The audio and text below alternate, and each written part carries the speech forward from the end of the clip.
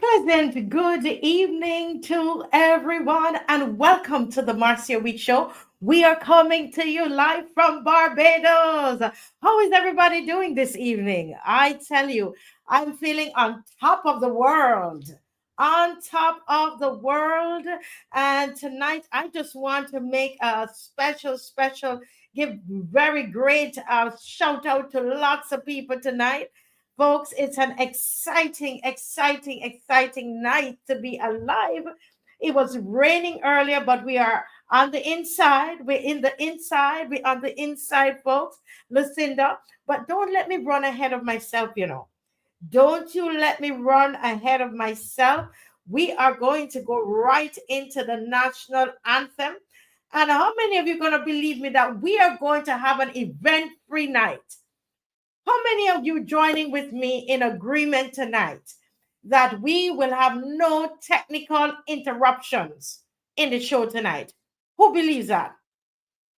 There'll be no technical interruption in this Marcia Week show tonight.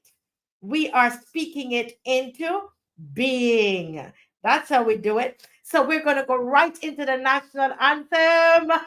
Hey, people, we're excited. Let's go right in.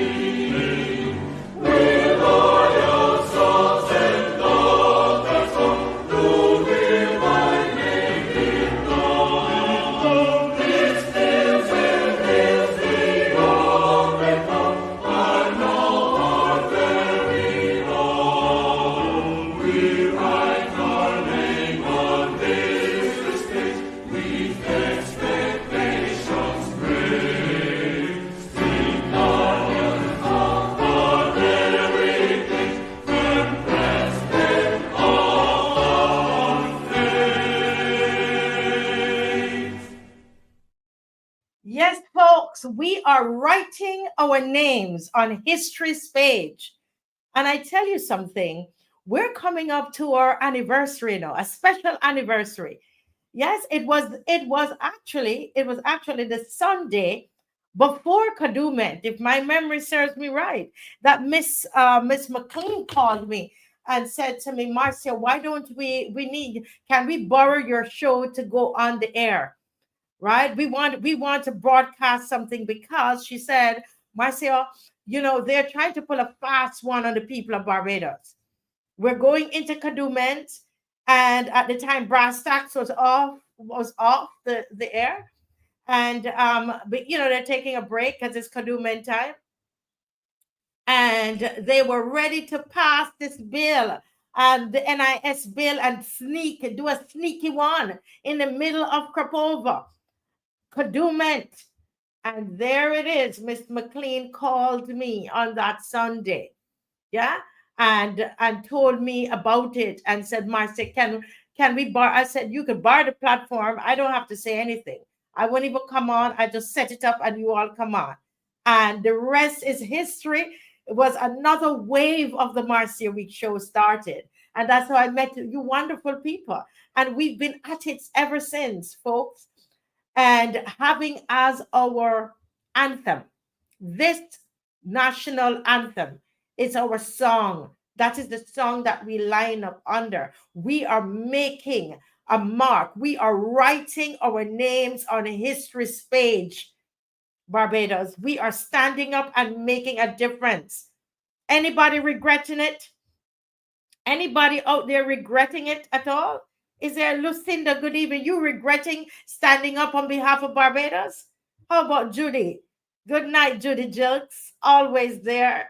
Flo Joe, Cedric Strawn, Monica Ince. Good night. Angela Burke. Good night. Cameron Harding. Good night. A girl named Marcia. Chantel Williams. I mean, I made such amazing, amazing people, really wonderful people. Queen D, how you doing? And I love it. Queen D said, I've already liked and shared. So this is a good time for you to like, and share. And you know what that does? It just keep the algorithm going. So keep us there so that people will know we're on and log in. So we need you all to do that. Junie Rock and Vernon Garns. I don't want to miss your name. Teroni has been there as well. Oh, guys, it's awesome. Oh, God is good. Cali B, God is good. Junie Rock, we're still here. I remember people say, oh, they're not going to last longer than a snow cone. But we're still here, folks. We are still here. Are we still passionate? Are you still passionate? Are you still passionate, Cali B, watching from the UK? Are you still passionate, Cali B? Lori Bob, are you still passionate about this? Are you still passionate about being the true and the real opposition in Barbados? Are you still passionate about that? Of course, we were happy, Ryan Rock, when Mr. Thorne crossed, but it doesn't mean that our work is over. Absolutely not. This work is not over. It's just begun. We are ready. I'm not tired yet, Sandra Charles. Mildred, I am not tired yet. Alwyn Bob, we're not tired, Alwyn Bob. Alwyn Bob, you remember you called me? You said, Marcy, I know you guys are going good now, The big question is, can you continue with this? How long can you continue with this? Alwyn, do you remember calling me and asking me that? Yes. Faith Moves Mountain, Serlene, when they did not expect that we were going to be here. And let me tell you something. When it comes on to this administration, Serlene and Judith and Clark, when it comes on to this show here and this government, we are the people they did not expect. When they went in and they got another 30 love, they did not expect that we would be here and being a thorn in their side. No pun intended, Mr. Thorn. They didn't know that we would exist, They did not expect us. They might have thought, well, somebody might want to cross the floor, but they did not expect us. We are the ones they did not expect. I'm telling you. Robert, we are and I proudly represent that. I know I get cursed for it, but it doesn't matter to me. It doesn't matter to me, guys. Listen, we're moving together. Yes. Hi, Alvin. Sharon Innes. Yes. Hi, BR. BR is always there as well. Dr. King, oh my goodness. I wish I could see you all and give you all a big hug. I have such an amazing Bajan family. I don't see you often. We meet online. But we have something in common. And what we have in common is the love for this country. We have a love for Barbados. That's what we have in common. And that's what keeps us going. Pauline Holder. Oh my goodness, a girl called Pauline. We are the loyal opposition, Cami. Are we still serious about this? Are we still serious about it? Are we still focused? In the midst of, they want us to be distracted, you know. This is the time to stay focused. Alwyn Bob, you know what I'm talking about. Cami, you know what I'm talking. Sir Dale Worrell, you know what I'm talking about. Now is the time. We don't drop off form now. Now is the time we stay focused because they are very sneaky. Very, very sneaky. Do you see what they were trying to pull a fast one over the NUP? It's NUPW. Dave will give me. We were hearing it in the car coming up. Huh? The workers at the port, you know, trying to make this is the lie detector test is not supposed to be something mandatory. It's voluntary. But if you leave this government up to it, they will make it mandatory for workers in this country. And so, where the unions need to stand up, and we need to keep our eyes open. Huh? Mr. Victor Lewis, I miss you, man. Oh, Lordy, I miss you. So I'm hoping that you'll be able to join us. Yeah. And Biha is right. We need to read the book. When we lose our fear, they lose their power. And can I tell you something? You know, I like to be transparent with you all. You know, and the reality is that you notice I don't speak about the book that much when I come on because I naturally, to be honest, I don't want to come on here like feel like I'm selling this thing to you that I wrote. You know, I'm being honest and transparent. So I guess I have insecurities as well because you know people duped us so much, and so I really don't want to push it, but I do know that it's a great book, and you know there are people telling me they're reading it a second time. So the book that I wrote is when we lose our fear, they lose their power, and that's what Bihoy is talking about because in that book you're going to see our journey.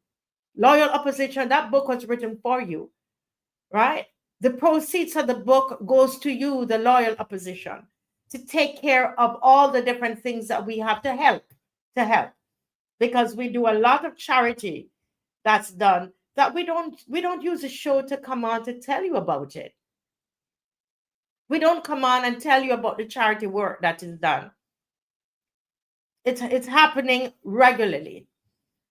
And up to today, one of the persons who gives a monthly, towards charity, we were talking about that, and he says, Marcia, so many things that we do, and the loyal opposition, we don't use the platform to say it, because a lot of us, we believe you don't have to let your right hand know what your left hand is doing.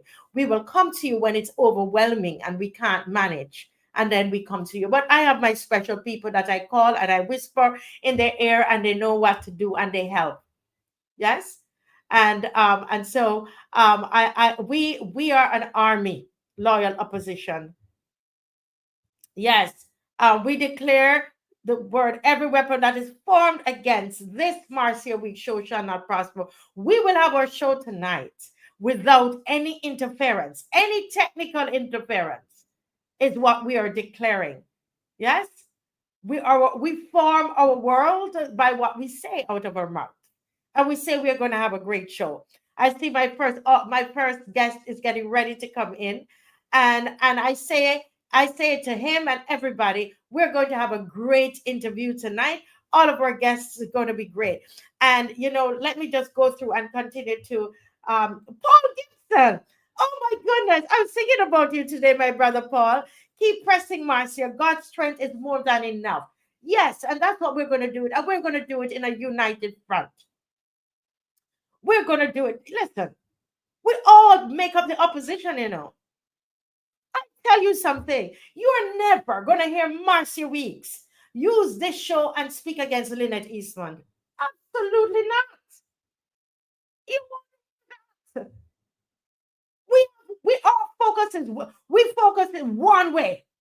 There is a government, and all of us make up the opposition. So why would I use this show and tear down another opposition group or member? Absolutely not. You're not going to hear it on this show, not this one. I'm not doing it. I don't do it to Ralph Thorne, and I'm not going to do it to Lynette or any opposition leader of any party. Not the show. Wrong one. Because we must stay focused, Barbados. We've got one target. Yeah? We are going to be the best opposition we can be in this country. We are the loyal opposition. We are loyal to this country. Not behind a color, not behind a political party, not behind a personality, not behind Marcia Weeks. Behind Barbados. That's what we do. That's what we do. And that is what keeps us coming every night. Yeah? That's what keeps us easy. That's why you joined Sandra Charles. Yeah?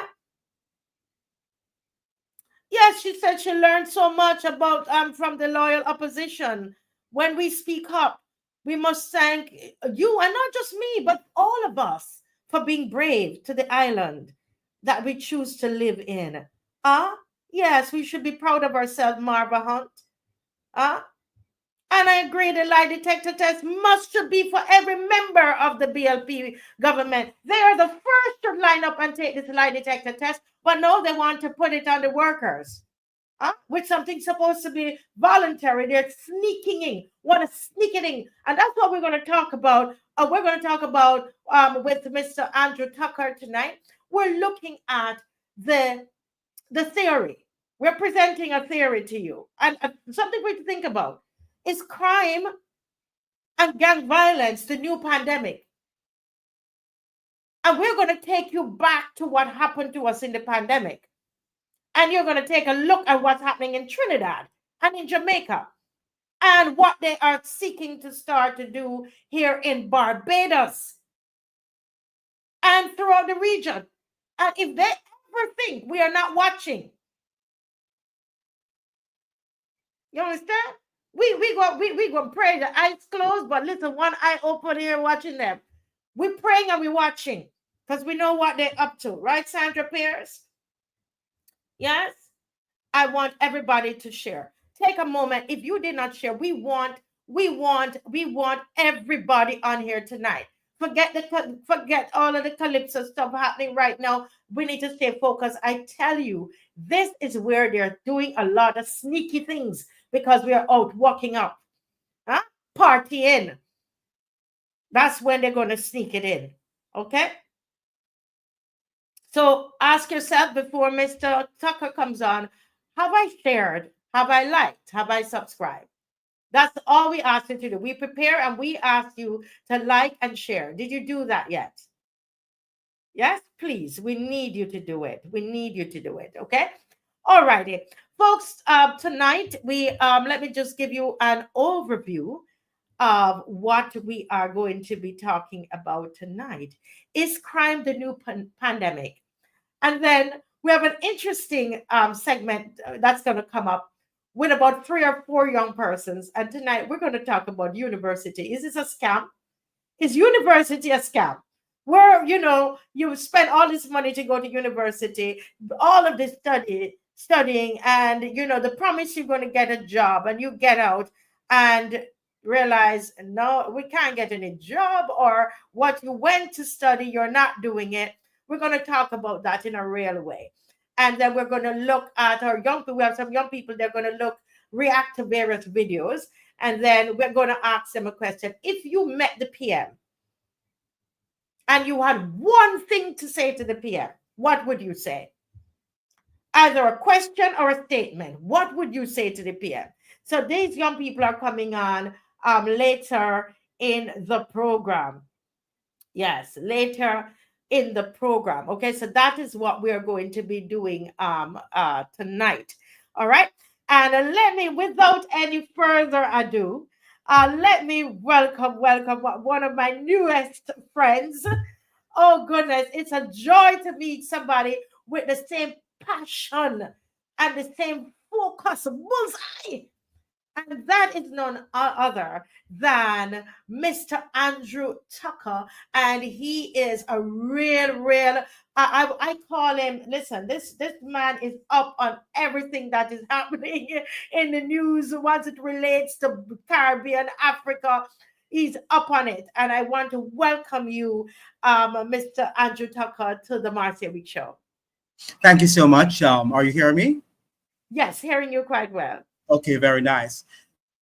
Now, yes, so we are going to begin, and it's nice to see you again and to be on your show. Yes, yes, wonderful. Now, I've been reading some of what's happening in Trinidad. And while we can't, we wouldn't deny that crime is a real issue. I sent Dave, I believe I sent Dave an article.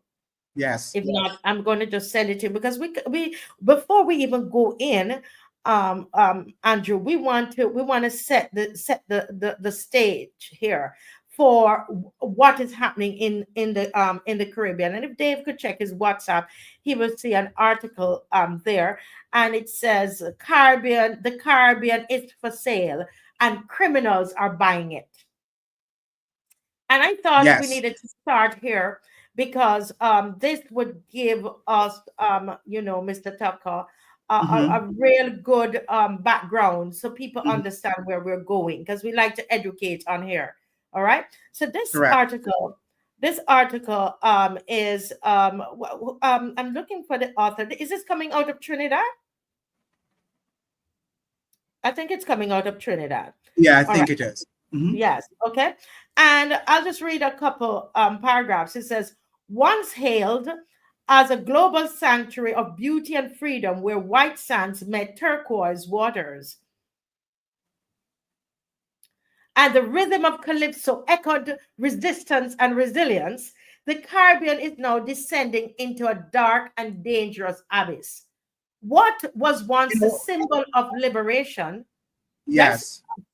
I was just saying that these are commercialized, image of the Caribbean, because if you speak to Sir Hilary Beckles, the historian, he will tell you that we have always been violent because we learned that balance during slavery. Slavery was, the British and the Europeans practiced a lot of violence on Black people. So we have imitated to some extent that violence. Yes, we can say after slavery and to some extent into our independence, we sort of morphed into a peaceful sort of space.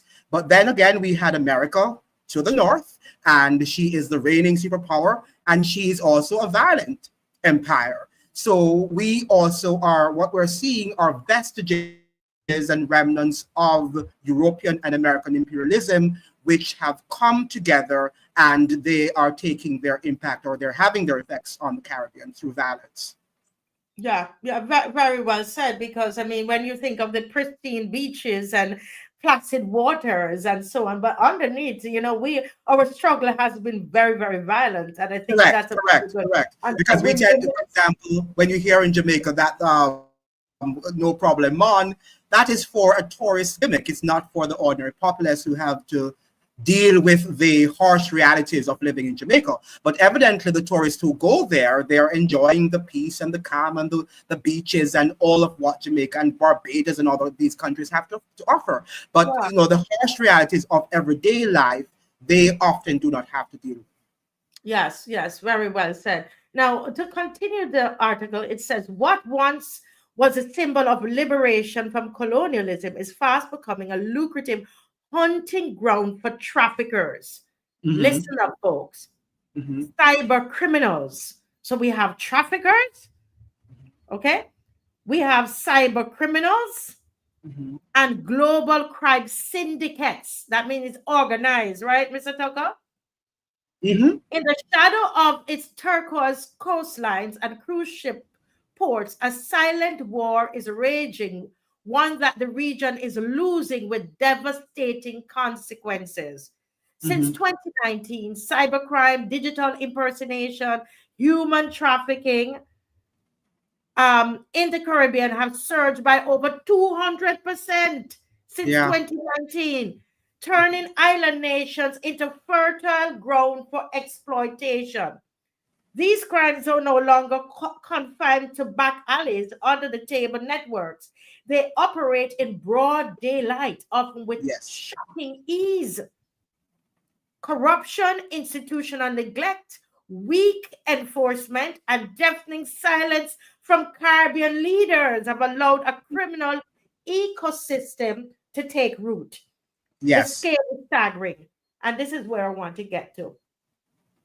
They are estimating here that over 176,000 individuals are believed to be actively involved in this industry across the region. Folks, Mm-hmm. and Mr. Tucker, this is an entire country. You understand what I'm saying? Yes. There are Caribbean islands that's 170 something thousand people, right? Mm-hmm. This vast criminal network spans 11 sectors, including tourism, construction, agriculture, healthcare, and extends its reach into 12 Caribbean and Latin American countries. Right? Mm-hmm. Let me just read a little bit more. Venezuela has emerged as the epicenter of human trafficking operations. And if you Yes. look to see where Venezuela is, Guyana, Trinidad, you see what I'm saying? All of that there, Yes. and that is Mm-hmm. becoming the epicenter. It is Mm-hmm. of the emergence of human trafficking operations, Mm-hmm. while Haiti and Venezuela lead the way in migrant smuggling, right? Mm-hmm. And it goes on. The Caribbean, the region's geography makes it even more vulnerable. The Caribbean spans over 7,000 islands, hosting 13 sovereign states and 12 overseas territories. 15, what's that, 25 in all. Many of these islands, such as the 300 islands in Venezuela and 315 islands in Guyana, lack the resources to patrol their waters, secure their borders, or combat the increasing sophistication of these criminal syndicates and so on. So this is a very good read, I thought, there, Mr. Tucker. Any thoughts Mm-hmm. before we move on this article? Yes, what I would like to say, and I always do on my program, often sometimes not listened by viewers, is that we can't look at what is happening in the Caribbean in isolation. We have Yes. to look at the geopolitics, particularly what is happening to the north. We have the arms trafficking. For example, how can a country like Haiti, which is touted to be the poorest country in the Western Hemisphere, yet it has so many powerful weapons that it is trading marijuana for guns in Jamaica and other parts of the world? Now, in Dominican Republic, that's also a problem where Hold a the minute, because guns we're just traffickers. skipping over that so much. And Yes, this is all on Andrew's channel, by the way, yes, Rumination with Andrew. So I'm going to yes, ask you guys, you're going to get a fulsome, a more in-depth analysis on Andrew's program, yes. Rumination with Andrew. Some of you have subscribed. I'm going to ask you, when the show is over tomorrow, go and subscribe there. And as you're doing your cleaning and so on, listen as Andrew breaks it down more on Rumination with Andrew. But could you repeat that? Because you're saying in Haiti Mhm. that the Haitians, they're trading? You mean the poor Haitian Yes, country? What are they trading? guns, right? Primarily. So we have in Jamaica, for example, where they are trading guns for marijuana in Jamaica. That's the Haitians. And Uh, you really want these are some powerful weapons that the police in Jamaica and the military don't have access to. And you're really wondering, where would Haitians be getting money from? Where are they getting those funds? It's not the ordinary Haitians who are involved in that gun trafficking, the oligarchs, the Haitian oligarchs who live in Miami and also in Haiti itself.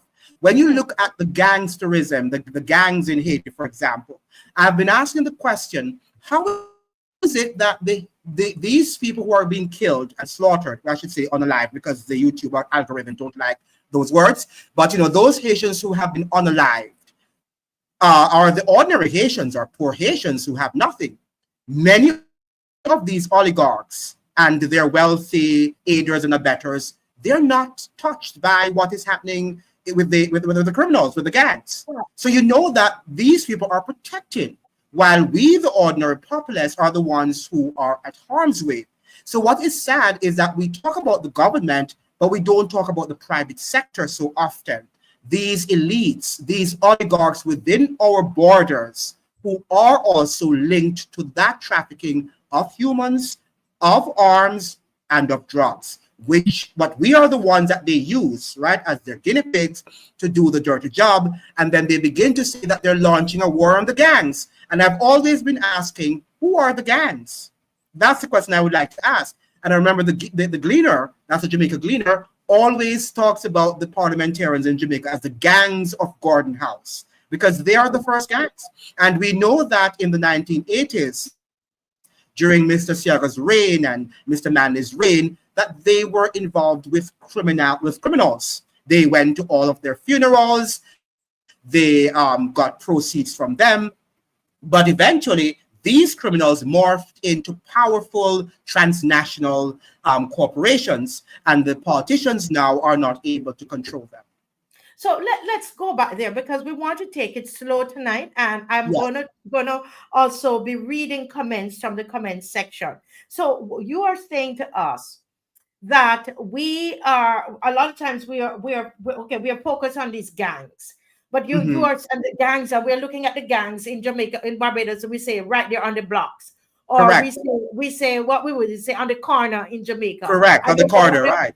Right, I don't know what they would say in Trinidad. So we're focusing on these little black boys that we know, Auntie so and so, son, correct, and all of them. Okay, but you're looking, you're going to the source, and you're saying, for example, in Jamaica, that a lot of those high-powered weapons that are coming in through the borders of Jamaica, that is coming through Haiti. And it is and it is being funded by the oligarchs in Florida, in US. Correct.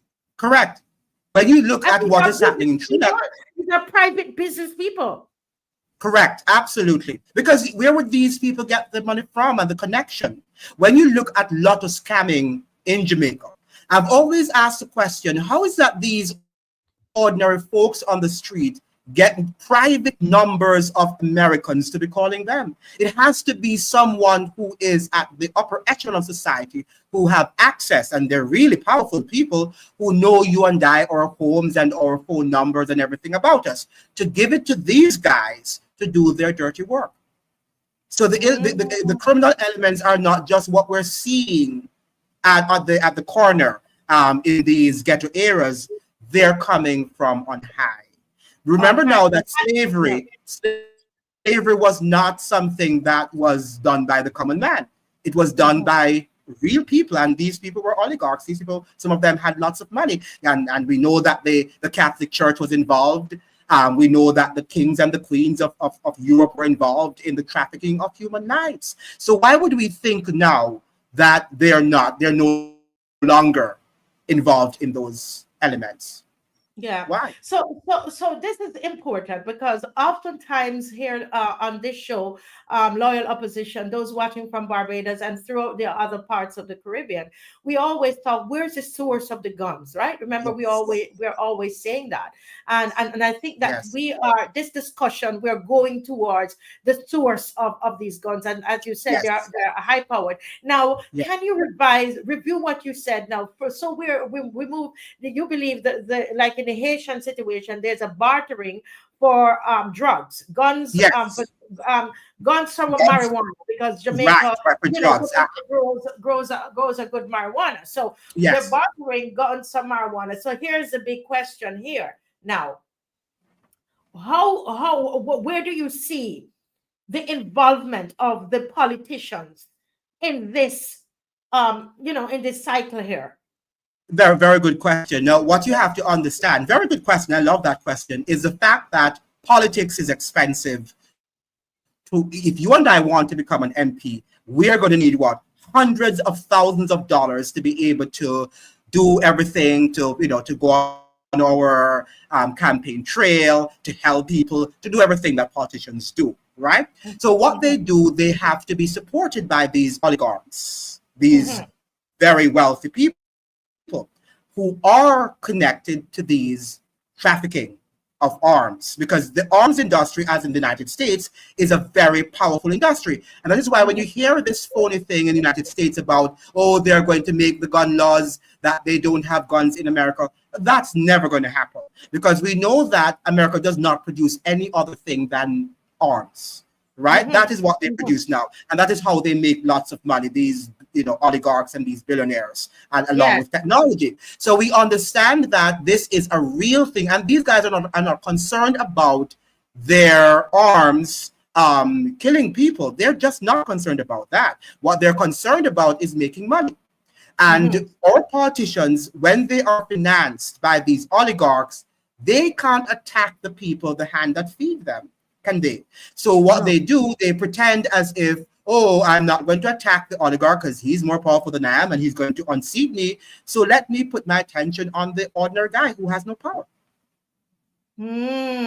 Wow. And we say that these, and we can see these people, but we're not seeing the oligarch. Let us look at what is happening with Jeffrey Epstein. And if you're following those stories, before you go there, Andrew, let me just read a couple of these comments, because one of the things we have not yet started. I hope Dave can help me to do something before the end of the show where people can actually call in. So because I want to read some of the comments that people, right? The state of a country is the direct reflection of the quality or lack thereof of its government. That's Andrea and Adrian Hines. VOI said, I mentioned on this chat a few months ago that we seem to be pushing Barbados as a sex tourism destination. Look at what we are pushing the women to do. As we now have, I don't know if you know, a lot of Venezuelans here, and Dominican Republic, women from Dominican Republic doing prostitution. Somebody said, who wants the Caribbean? While all of this is partly true, who is behind it and why? Interesting. We're going to get to that. Somebody said, geopolitical, we're never in isolation. I'm just trying to read some of the comments that are connected. SOP Bread says, where do they get the guns from? Where is the money coming from? So I hope we've answered some of that for you as it relates to Haiti and Jamaica, that connection. And we don't even know where those guns go when they come in from Haiti, Jamaica. Do they end up here? We don't know yet. We don't know. Square Four said they're searching the phones of Barbadians. I hear allegedly people's phones. Okay, that's something overseas. Sonny says the globalists want to own everything. They want us poor and begging, right? Yes. But evidently the guns are coming from the US. That is unquestionable, that the guns are coming from the US. Now, the sale of guns and the sale of drugs make a lot of money. So they're going to make money because there are people who, the demand is there. And once the demand is there, the supply and the demand, you're going to have money. That is what. So there is obviously a market. When we had slaves, guys, slavery was a business also. And these colonies, these islands, we had a demand for slaves. So that is how they got their money. So to ask where the money is coming from, it's because they're making money from slavery, they're making money from arms trafficking, they're making money from drugs trafficking also. So it's the same thing. Well, Mr. Dave Leacock is saying that where is the evidence? So what is important, I would say, is the whole issue with Haiti. That's a given fact, I believe, because I have read so many material on that, over a couple of years now, that I've read it. And so, Mr. Dave, why don't you spend some time and look that up as well? But this is knowledge that is out there. If you're reading the newspapers every day, and I would encourage people. There's a website called Inside Crime. That is it's a newspaper, it's like a magazine, whatever you call it, and they do come out with good research coming from intellectuals about all of these things that we're talking about. So these things are not like, okay, they're mystery. This common knowledge. To those of us who live in the Caribbean and Latin America, this should be common knowledge. More so, probably less in Barbados, because over the years, Barbadians have lived quite peacefully. But people who live in Colombia, in Jamaica, in Trinidad to an extent, and other Southern and South American countries, they know these facts. In Brazil, if you go to Brazil, they just tell you that they know more than Americans do know. They'll tell you what's going on. Yeah, this is And I common would knowledge. just add, I've had with researchers from Haiti. I've had many conversations with Yes. Haitians living in Washington who's been on the show, and they've said Mm-hmm. the very same thing that you're saying, Yeah. where they're getting, because we saw all of these gangs in Haiti with these huge Mhm. guns, and we were Yes. asking, well, where would they get that from? I mean, even just logically, it doesn't make Right. sense. Right. Yes. So I think a little reading would help with that. But you Mhm. were making before I started to read the comment section, you were making that connection with Epstein and so on. You were doing that, and we don't want to stray too much in America business, but I would love to hear the. Well, that is a spill-off of what is happening here. Mhm. Everything that is happening, and that is the point. Everything that is happening in America is happening here. Because America, we are a part of America's imperium, whether we like it or not. We are. Mhm. When we became independent, we eventually were sold off to the Americans. That's what we essentially were, Yeah. colonies of America. So Mhm. we have to look at everything that is happening. In fact, let me say something to you guys. Had I not lived in America, taught in America, studied in America, I would not have been able to have made the connection. But when you Yes. see what happens there and you return to the Caribbean and you're looking around you and you're seeing all of these powers, I'm saying, wow, these things are alarming, that the same things are happening right within our shores. So once Mhm. you see what, for example, I give you this question about the state of emergency in Axios. Look at what this newspaper from the US is saying. Well, in his first This 100 is days, the that's all article. Trump. This is an article that you sent me, right? I didn't send you this one. I'll send it afterwards. But this is in Axios. And those of you who know the Axios newspaper from the US left-wing newspaper. But he's saying in his first 100 days, President Trump has declared more national emergencies more creatively and more aggressively than any president in modern American history. Did you hear that? What do you see happening in Mhm. Trinidad? What are you seeing happening in Ecuador? What are you seeing happening in Jamaica? The Let's talk same about thing. Trinidad. Let's talk about Trinidad a Yes. bit more. Let's talk about Trinidad. Yes. Yeah.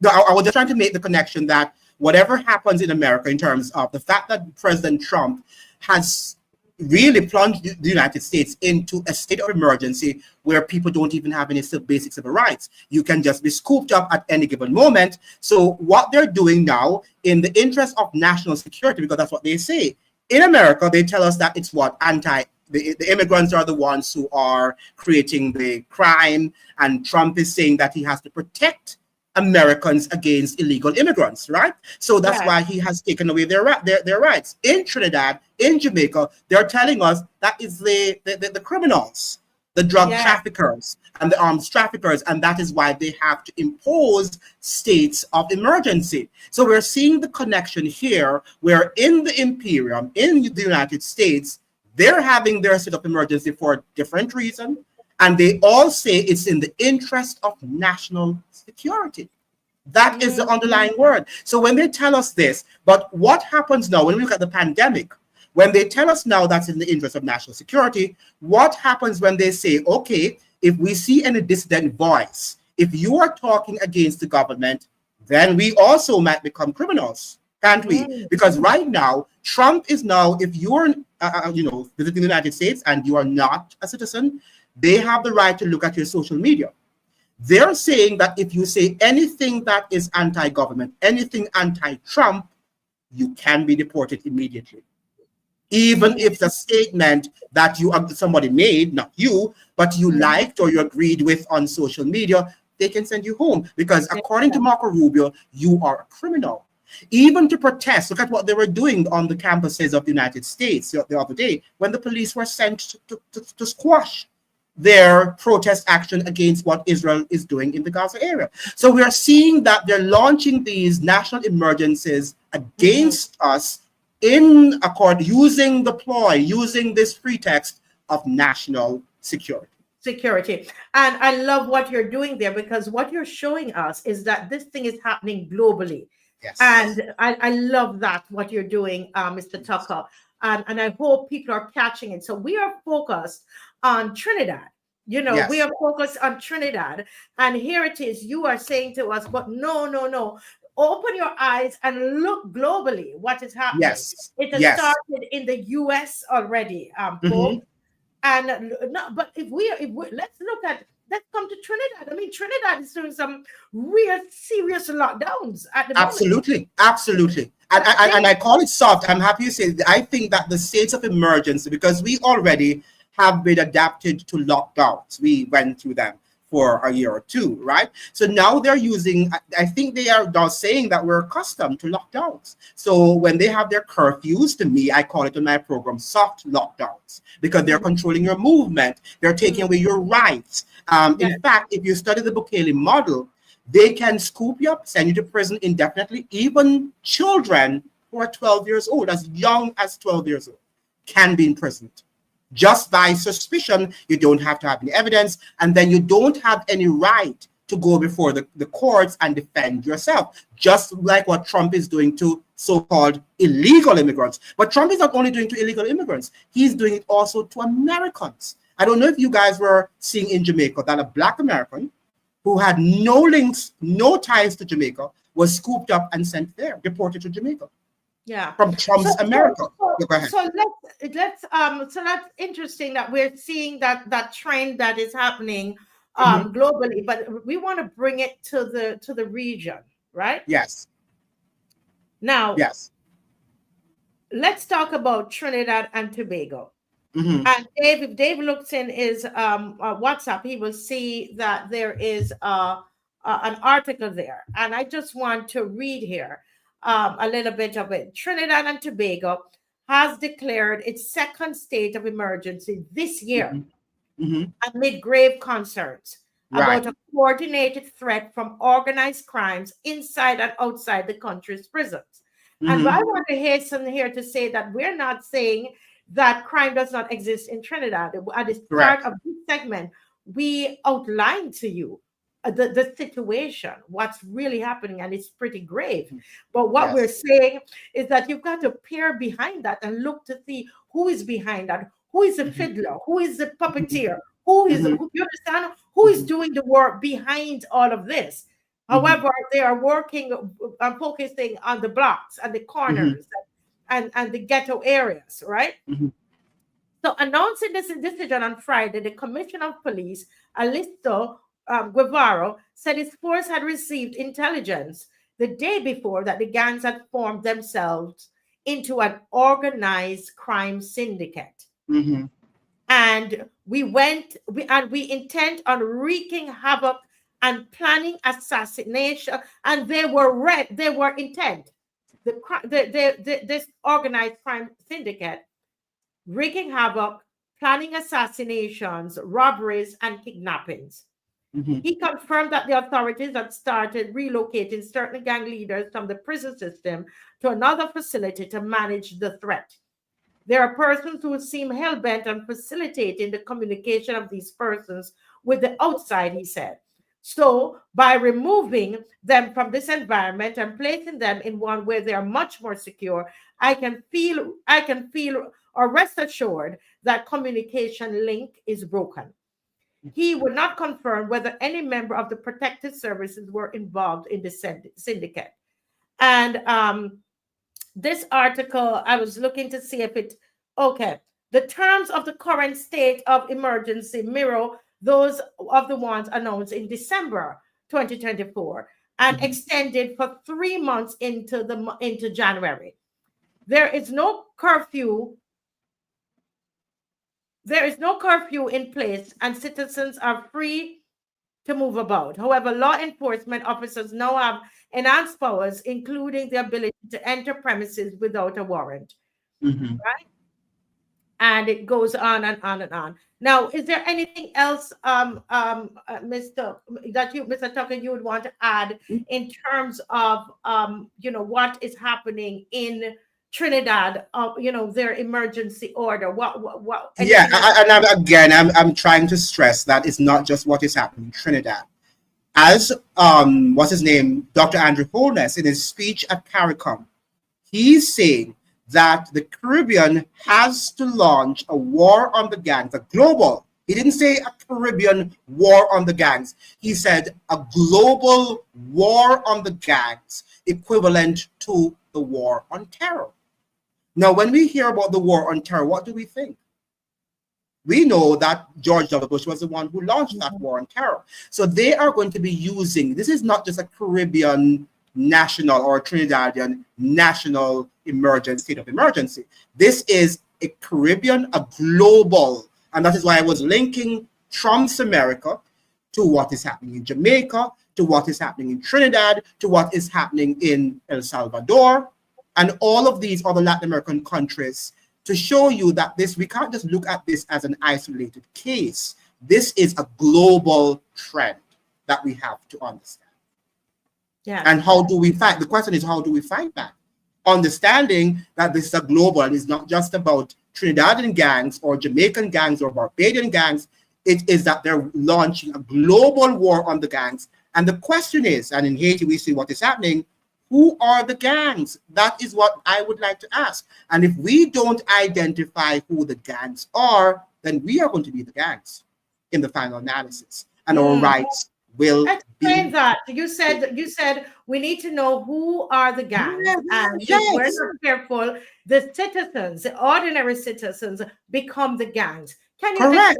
Speak Okay, when we look at the war, right, when we look at the war on terror, we understand that many of the people who were involved in 9/11, after so many years, were not the ones who were killed. They went to Iraq, they went to Afghanistan, they went to other countries, and they killed hundreds and thousands of innocent citizens, right? So while the terrorists, most of them remain alive or in hiding. So the fact of the matter is, we understand that so often when they are launching these wars, it is not is not the what do you call it now, the culprits, the real gangsters that are caught. Let's look at Jamaica, for example. Jamaica has been having states of emergency since 2017. Can you imagine?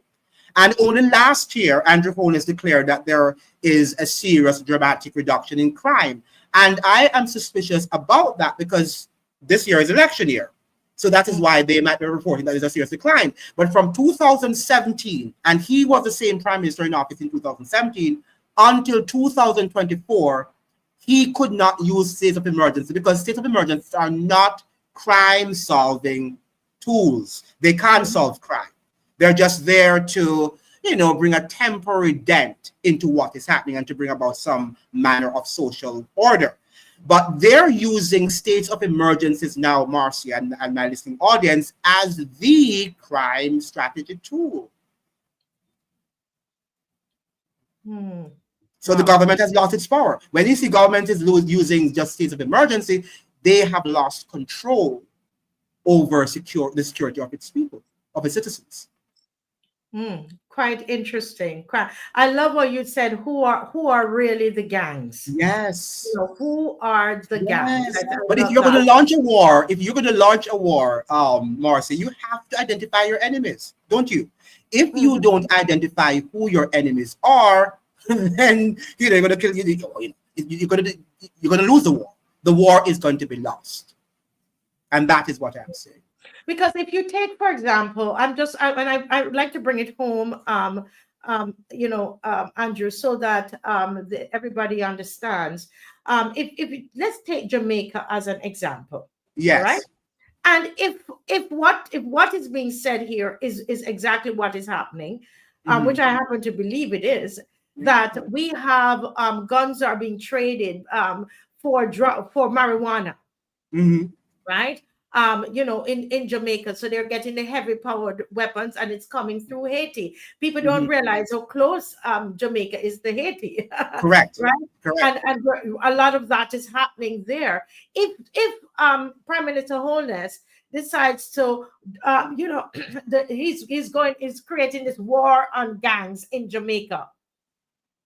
And Is that global. where He said not only in Jamaica, but the Caribbean region. It's a global war on the the gangs. So global I'm war? saying to you, it's global, which means that the entire Caribbean will be militarized, will Well, be seen as a criminal network space. yes. And they Well, have to launch a war on these gangs. but the big thing about it, if you are not, if you don't cut off the source from America, They can't. That's the whole point because they know that they cannot touch Goliath because America is the Goliath. So because they've lost control, they have to pretend. So what they do, but before I even say that, there was a criminologist who said that, for example, in Jamaica, when they have a state of emergency in Clarendon or in Kingston, then the criminals move from Kingston and go to another area and they go there and they kill other people in other parishes. So these states of emergencies are just not effective. They're just what you call it now, smoke screen, as this person was saying, and also just band-aid on the sore. That's what it is. that's what you're really saying. So, listen, and I'm not, we literally, I'm waiting on my other young guests that are coming on after you've left, after you leave, after your segment is ended. But Yes. can we take at least another 5 minutes? What should citizens in the region do? What is it that what you want them to understand before we close this segment tonight? First, I think that we have to begin to read about the criminal nature of our politics and our business world or financial world. I Mm, think during the 2008, that's 2008 financial collapse, that is when I started reading about the financial world and our financial world, Wall Street and these big business companies. You would mm, be shocked. But there is a book written by Whitney Webb called One Nation Under Blackmail. Now, that mm. book is some heavy stuff. If you're reading that book, you have to drink your coffee or whatever you drink and have some real mental, power, to read that book because it's a lot that she unveils, she unpacks in that book. The One Nation Under Blackmail, referring to the United States. And when you look at these big corporations and how they are involved in arms trafficking, human trafficking, everything that you can think about that you would never identify these guys with because you think that they're so clean and they're well clad and they speak so eloquent and beautifully and they are the graduates of the Harvards and the Princetons and the Yales. Yet still they are involved with some of the most. Remember now that Epstein had an office at Harvard University, of all places, right? So we have to make the connections and understand that not because we see wealth and we see our politicians being as symbols of power, we have to be alert, read, not to attack them, but they say knowledge is power. And if we have the power, the knowledge which is power, then we're able to combat what is happening. But if we don't understand, as the Bible says, we should what? Give us wisdom lest we perish. So we need some wisdom from God, and we have to arm ourselves with knowledge because without knowledge, then the people are going to perish too. So that is my Yeah.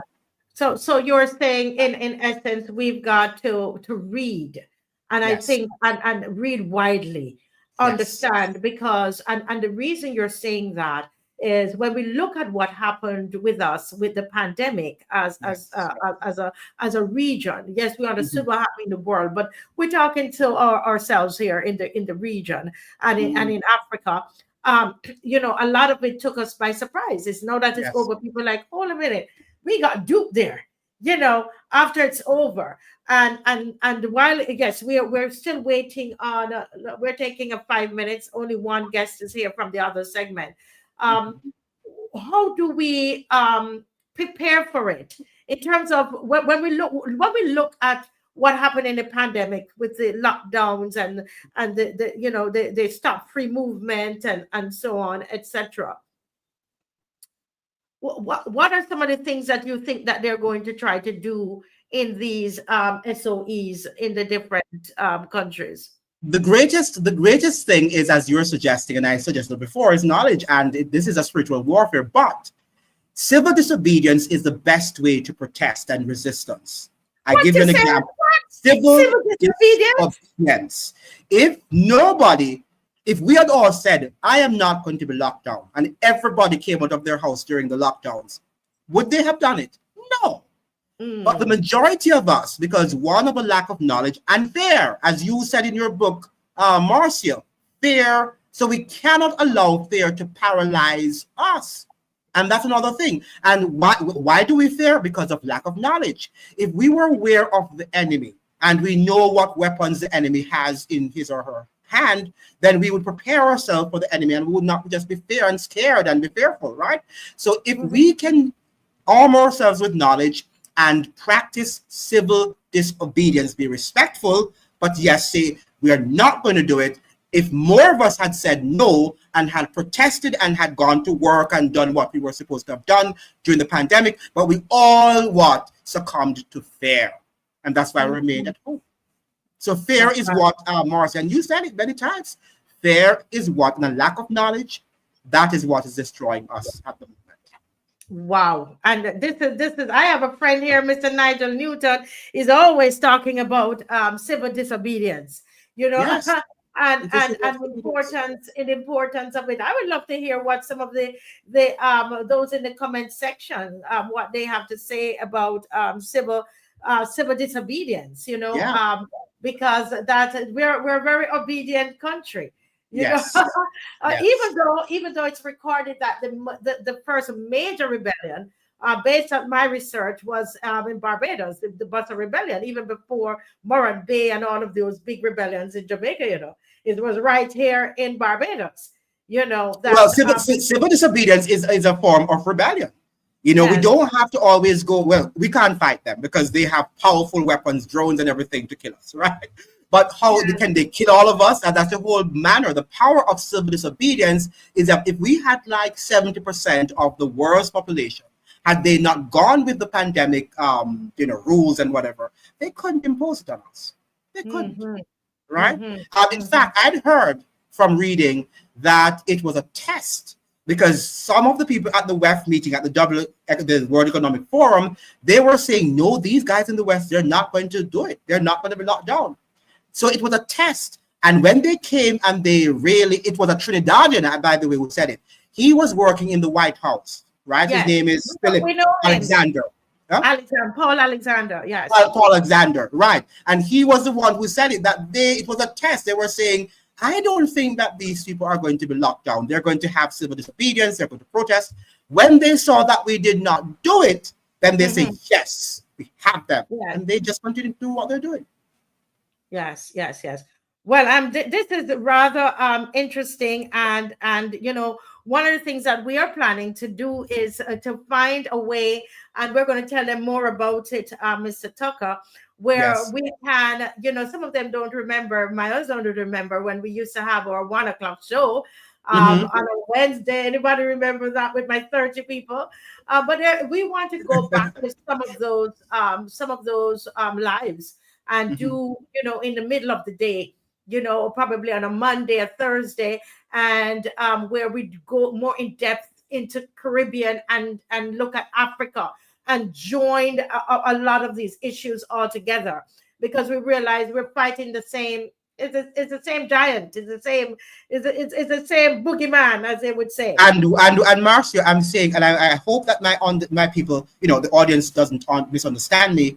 We have to watch what is happening in the U.S. The U.S. sets the trends, and after the trends have been set, we follow. We follow. Right? It Yes. always happens. If you look at history, it always happens. Anything that is any precedence that is set in the United States is going to come to the Caribbean. So we have to look. Just don't see Trump's America as just Trump there and we are here. It doesn't work like that because we are a part of that system, even though we are not citizens of the United States. Yes. Well, Mr. Tucker, thank you so very much for joining us, and we're I'm going to get you back. You got to come Yes, back thank on. you. And those of you who might have missed what I said earlier, if you want to hear more from Mr. Tucker, he has his channel is called Rumination with Andrew. Excellent material over there. And you know what? That's the thing about it. Some of you might not necessarily agree with everything, but hey, Correct. that's how life is. You read a book and you take in what you want and you throw away what you want. But I tell you Correct. something, if someone had started, so when we were trying to warn everybody about the pandemic, they called us what they call everybody? Conspiracy theorists. Conspiracy Conspiracy theorists, theorists. Yes. right? So just go at least read. What we're encouraging you to do is to read and do your own research. Mhm. Important, and we've said that a number of times throughout Mhm. this And study show. our history. The history is important. If you read the history of slavery, we should not be surprised at what we're seeing. Remember, they were trafficking human beings. People, they trafficked us. Our foreparents were treated as what? As comebacks, as chattels. They're Mhm. objects, right? So why don't you think they wouldn't do the same thing again? Yes, Think yes, about it. most Yeah. definitely, most definitely. Well, thank you so Thank much. you. Thank you so much, Mr. Tucker. I see my guests are arriving, and Okay. we're going to definitely going to stay in touch, because one thing we need is unity, and we're going to work Yes. together. Thank you Thank so you so much. God much. bless Bye you. bye. Bye bye. Yes. Bye bye. Yeah. Folks, that was Andrew from Rumination with Andrew, Mr. Andrew Tucker. And this would drop some heavy nuggets on us. And a lot of us need to go and do some reading. I say to a lot of people, before we can start to discuss and say we agree or don't disagree, at the bottom line, read something, so that we can start at a certain level in terms of our discussion. All right. Very, very important. Lots of things there, very thought provoking. But tonight, you see this big smile on my face, because I'm going to be with some of my favorite people in the world. Okay. And they are coming in now. And right now, I have all young men. I am supposed to have at least a young lady with me. But those of you who don't know, I have three sons, and especially with what is happening with young men, I love to see positive young men that all walks of life, going through various things in their lives, but they're making a decision to be positive. And so they're on tonight. Before they come on, can you please like and share, please like and share. Please like and share. We welcome Mr. Theory Gittens. Welcome to the Marcia Week Show, Theory. Good evening. Can you hear me clearly? Yes, I'm hearing you clearly. Hearing you clearly. Yes, there's a little sound that is coming through, but we will. What we'll do when you're not speaking, we're going to ask you to turn off your microphone. Okay, to mute your Okay. mic. And we have Mr. Zico John is with us tonight. Hi, Always a good night. pleasure. Yeah, good night, Marcia. Hi, good night, viewers. How are you doing? Yes, so great. We're great. We're great. Great to have you. Great to have you. And we have Don Leacock is in the house. Welcome, Don. Hey, good night, Marcia. How you doing? And good night, Zico and Thierry. Yes, yes, great, great to have you guys. We started a little late. I was waiting on everybody to come in, so that we can start together, and everybody's welcome in them. Theory, I think you owe me to send me a video there. Yes, you sent me one, but there's another one that we had discussed for you to send me if you can. Yeah, and the people are welcome. Judith says welcome. Zico, welcome, Don. And they know Don a lot. They know Zico. They know the three of you. Yes, we're getting some feedback. It might be from, let me see whose it is. Hmm. Hello, good night, good night. Okay, that was Theory. Okay, so Theory is a feedback guy. So we have to make sure we have his mic muted when he's not speaking. Well, let's start with a little background on each of you before we start. All right. And we're going to make this real lively tonight. So let me start with Don. Don, tell us a little bit. What do you do? When you get up every day, what does Don do? Who is Don? I am a chartered accountant. So I help a lot of different businesses from small to large do their taxes, their monthly accounting, stuff like that. That's what keeps the lights on. I am pretty big on social media, so I do quite a few videos. The two main things that I do are comedy and charity. So the charity videos are for a charity I have called Build Up BIM. We do lots in terms of poverty alleviation and youth mentorship. Like all tomorrow, I'm teaching a farming course at the YMCA. What? And a farming course course? at the YMCA. So you do So farming too? Yeah.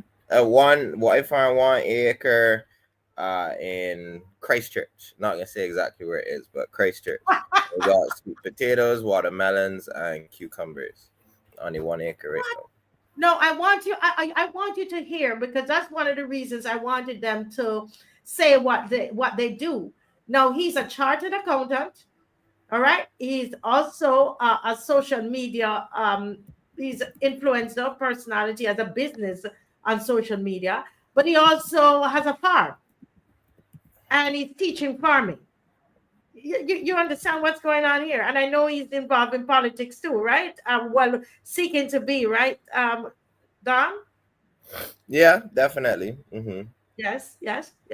Okay, so that's done. So let's go to Zico. Zico, in a nutshell, what do you do, Zico John? Yes. Zico John, as you all know, former gang leader, the managing director. Well, hold a minute. Let's clarify that quick. He said former, you hear? Because I know some of you, your ears don't think, Terry, them are going to say that I bring on a gang leader on here. He said former, FORMER. Okay? He's not a farmer and a gang leader. Former. All right? Good. Continue now.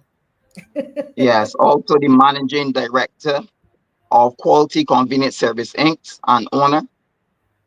I also am a trained counselor, so I also go into the prison system and I counsel young men weekly within the juvenile prison system. And on the weekends, I also do counseling as well with some, I would say some students, at-risk students at the drug and educational counseling services as well. Yes. So, yeah. Wow. My goodness. I'm saying he's an entrepreneur and do a lot of community work coming from being a gang leader. And we have the Mr. Terry Gittins. And Terry, you have to open your microphone. Welcome, Mr. Gittins. Yes, please. Nice having me. I appreciate having you. And we're gonna have an awesome night tonight discussing all the different topics we're going to. I just want to say welcome, Don. Welcome, Zico. In terms of myself, my name is Terry Gittins. I am the owner of Lancer for Profit. That is a company that deals with web development, web hosting, app development. I'm also the CEO of Carry Ventures Global. That is a 6-member team. We are launching our first product called LAI. Pretty much it's a Caribbean artificial intelligence chat interface that will incorporate various issues, solve those issues, and give back the information back to users. So that'll be launching on August 31st. So yeah, pretty much that's me. Wow, I want to be at that launch. I hope I can come. I hope I'm not such a controversial figure that I don't want to come and mess up your thing, I see, Chairman. Ask Maxine. Okay, well that means I can come. I can come. But you know that some they hide from me, but I want to come there to cheer you on. And Theory, you are doing so many things. Listen to me. How old are you, Theory? I can ask you. I'm the mother of 3 boys. I can ask all of you your age. I'm 22 years old. 22. 22. And I want you to look at them carefully. Look at these here carefully. Oh, Zika, how old are you, son? Yes, I'm 33. 33. Okay. And you used to hang out with my son, and you guys were involved in a lot of Yeah. art stuff and so on. Yes. How about Don? Don, how old are you? And 29. He's 29. So we have 33, we have 29, and we have 22 years old. All right. Good. So we get that out the way. People are commenting, and you can read the nice comments that they are giving on in the comment section. Now, all of you have in some way, I know for sure, that theory is in university right now, right? Doing computer science. And Don is like me, did accounting, he did his CPA like myself. So I know Don went to university. Now, I know that Zico, did you go to university or college? Yes, and yes, yeah, yeah, I did. You did, right. Yeah. Now, here's the thing that we want to, the first thing, because tonight I'm throwing things at them, guys. We're just going to have this interesting session, and, we're just talking. Now, I was watching a video that I asked Theory to send to me, and I'm going to see if he resent it so that Dave can, and it's about university. Now, when you were a young man, Don, what did your parents?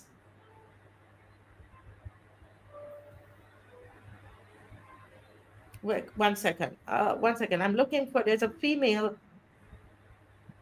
Okay, she's coming. I'm sorry, guys. Apologize. I was reading my phone because Janine Butcher is going to join us as well. Okay. All right. And so she's coming. She's just having a little. She's setting up, having a little challenge, and I think she's coming in. I'll just let her settle a little bit before we get in. But when you were younger, what did your parents tell you about education, Don? How the importance of school, importance of school. What did they say to you when you get tired, or you don't want to go to school, or you might say, I don't, when I finish high school, I'm not going to college. What would your parents tell you about school? I mean, my father really, really stressed that education was important. My father was born in the Amazon rainforest, like in South Guyana. Eh? He was an orphan by 12, and the only reason that he got out, the only reason I was born, and everything that he moved to Barbados is through education.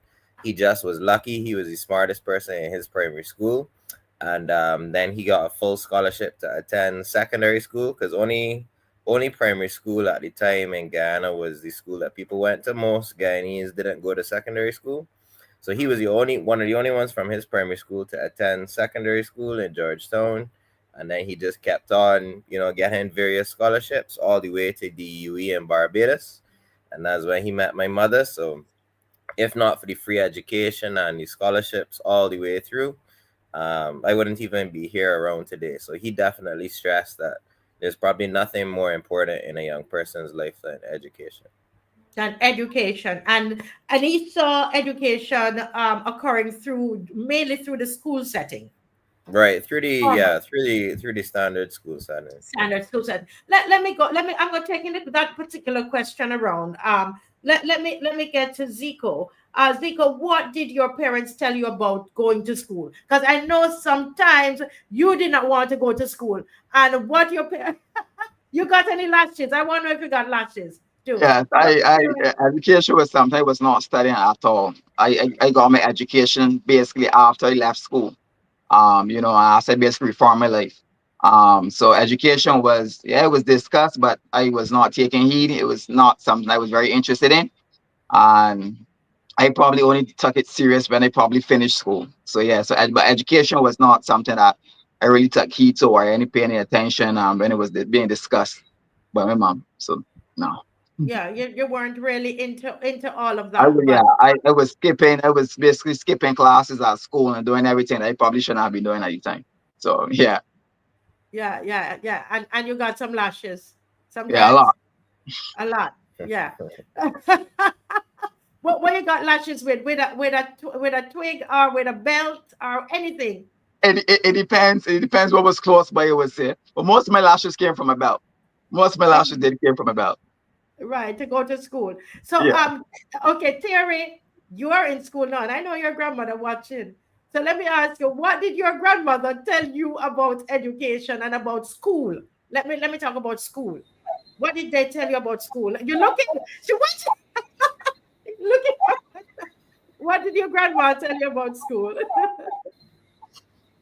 When I was in primary school, the family was living around it. Basically, used to say that when I turn 16, I'm going to go to jail and I will never be anything and that type of stuff. But my not my great grand, but my grandmother that I live with, she told me basically all I have to do is one essay a day and five math questions. So I did that every single day. My dad basically made sure that I had lessons. My mom as well. And basically, and like got into law school, I kept that same formula and the same thing I did every day at lodge, and it worked for me pretty much. Right. So your grandmother said stay in school, basically. Yeah. Yes. And we thank you. We have the and she did well. She did well. I'm so proud of you.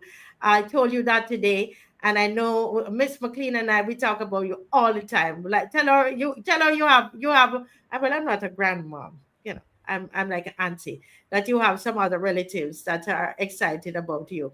But still we have a rose here. We have a rose among the thorns that they like to say. Oh, somebody here, I have an elderly lady here, says Celia Mason said, love you, Don. You know, these elderly ladies, you know, they love a Don. Uh, Somebody said, Don, you look like 22. uh, I but don't but feel like um, it though. I wish I feel like it. you know, let's ask this lovely lady who is among us here, and she's Miss Janine Butcher. Janine, your parents, what do they tell you about school?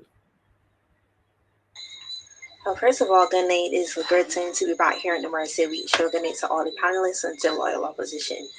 My mom was basically a single mom, so she would always encourage me to do the right thing. That is maybe the key out for me.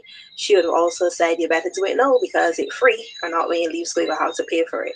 So that was a really big encouragement, as I said, because she was a single mom and having to pay for it would have been a no for us at the Mhm. time.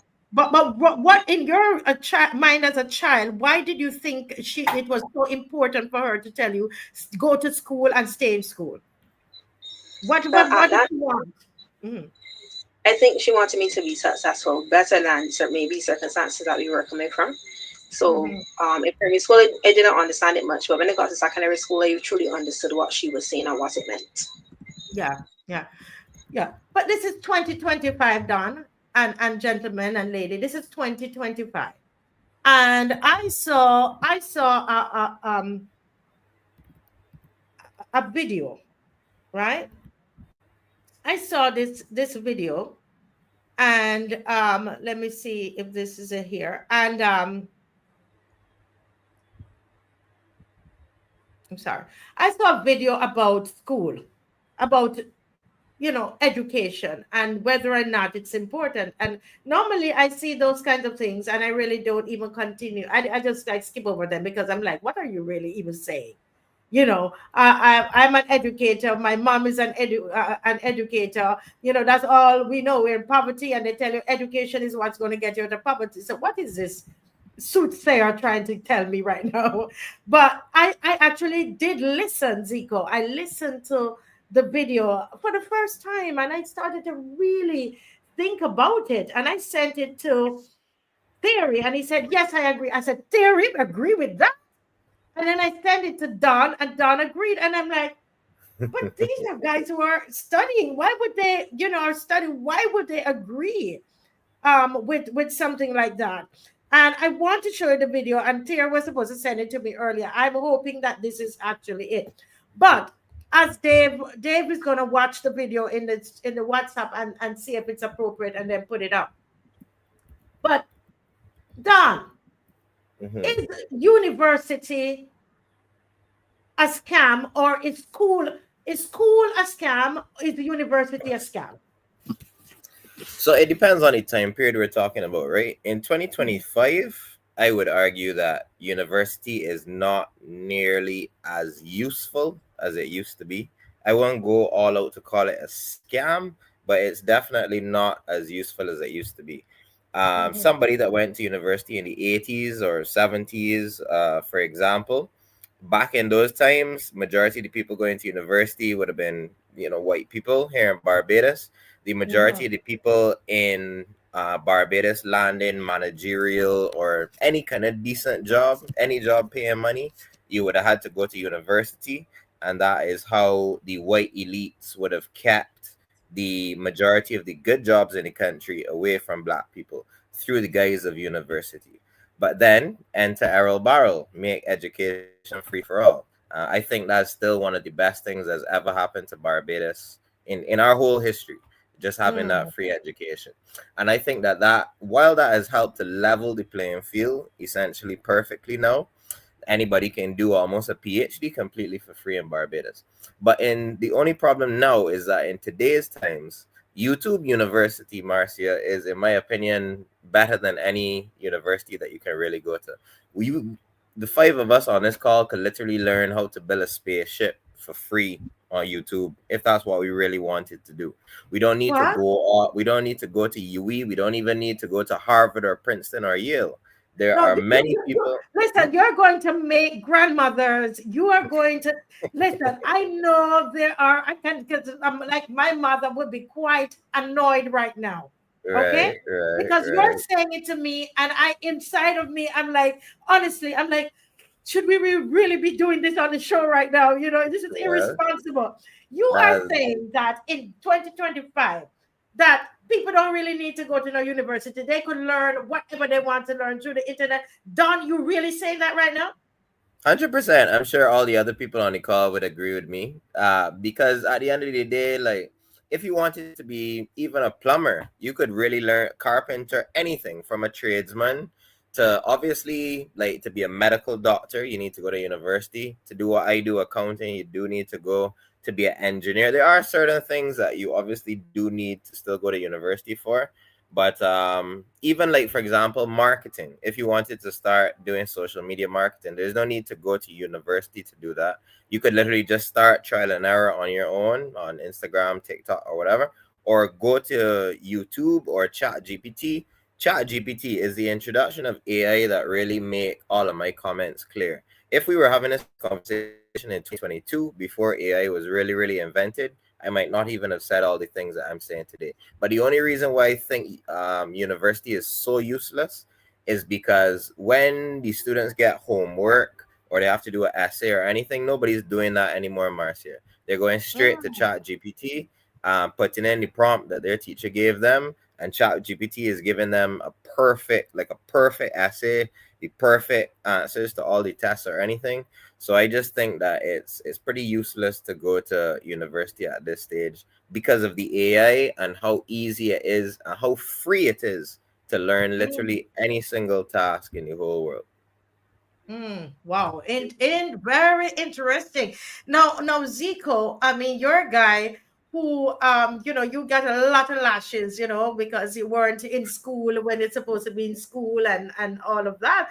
And you're hearing this from Don, who actually completed school, saying that universities, he was says, are you trying to say, mommy and daddy, I was telling you long ago. Is that what's going through your mind right now?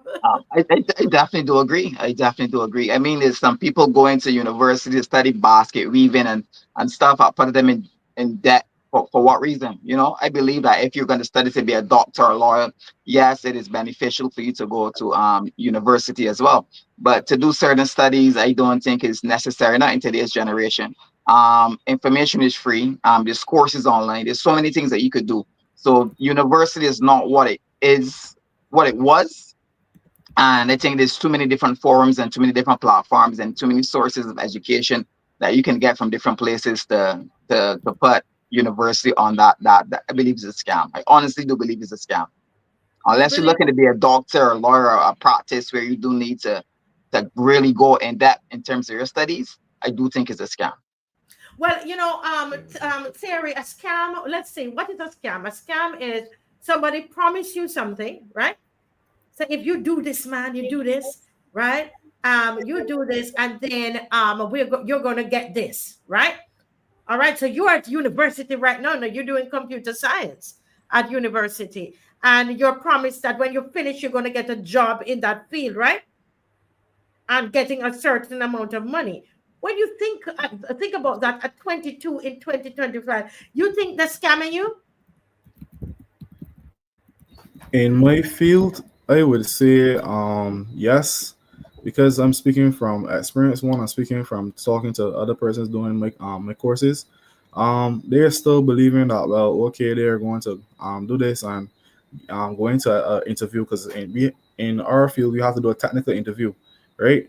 And they believe that they're still going to be able to easily get a job, but persons can just prompt and get the same sort of information that's going to take them a day or so. So for me, yeah, and from the people in my field, I believe firmly that they need to really wake up and smell the coffee. No, in terms of university, I do agree with what the video is saying, but for me, my point of it is that I don't think the current format of university is going to work anymore. We need to change the format of university. It needs to become an incubator or incubation system whereby you're looking at testing persons, application, ability to work, that type of stuff. Because the way how even the exams are structured is not conducive. The way how the assignments are structured is not conducive. And I'm speaking about computer science now. What Don and Zico mentioned, I firmly agree with respect to certain degrees are not necessary, because I don't believe you need to go to the university and study culture. I know my friends that study culture are going to curse me when they see this video.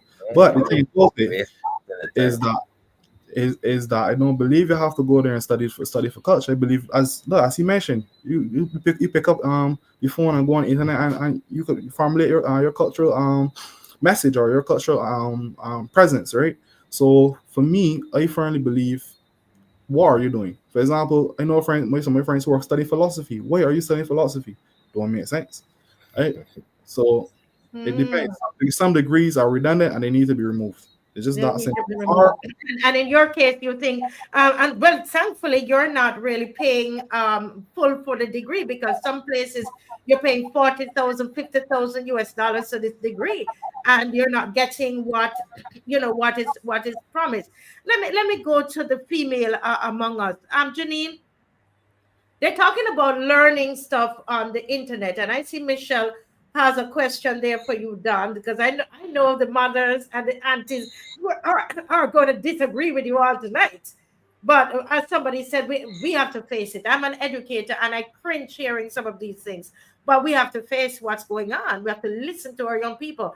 Let me ask you something. I will put you on the spot. Have you ever learned anything on YouTube, or you want to learn something and you set aside a time, whether it's something to do with hair, nails, or whatever? Have you ever learned anything, Janine, on YouTube? Yes, for sure. I learned how to crochet from YouTube. In terms of hair, I learned how to put in weave from off of YouTube. I mean, I still wouldn't say you don't have to take a class, because when you take classes on YouTube, it just show you the practical. But when you go and take a class, it could be a short class. It will teach you the cleanliness, different products to use, and stuff like that. But you can learn a lot of stuff off of YouTube. But I think that what some persons might not like even know, even if I can divulge more, still not only from that question, in terms of the original question that you asked the others, I do think that university isn't the be all to everything. As Zico was saying, if you have to learn certain things, you can go there. However, there are short courses that persons can now take. There are a lot of short courses online that you can take.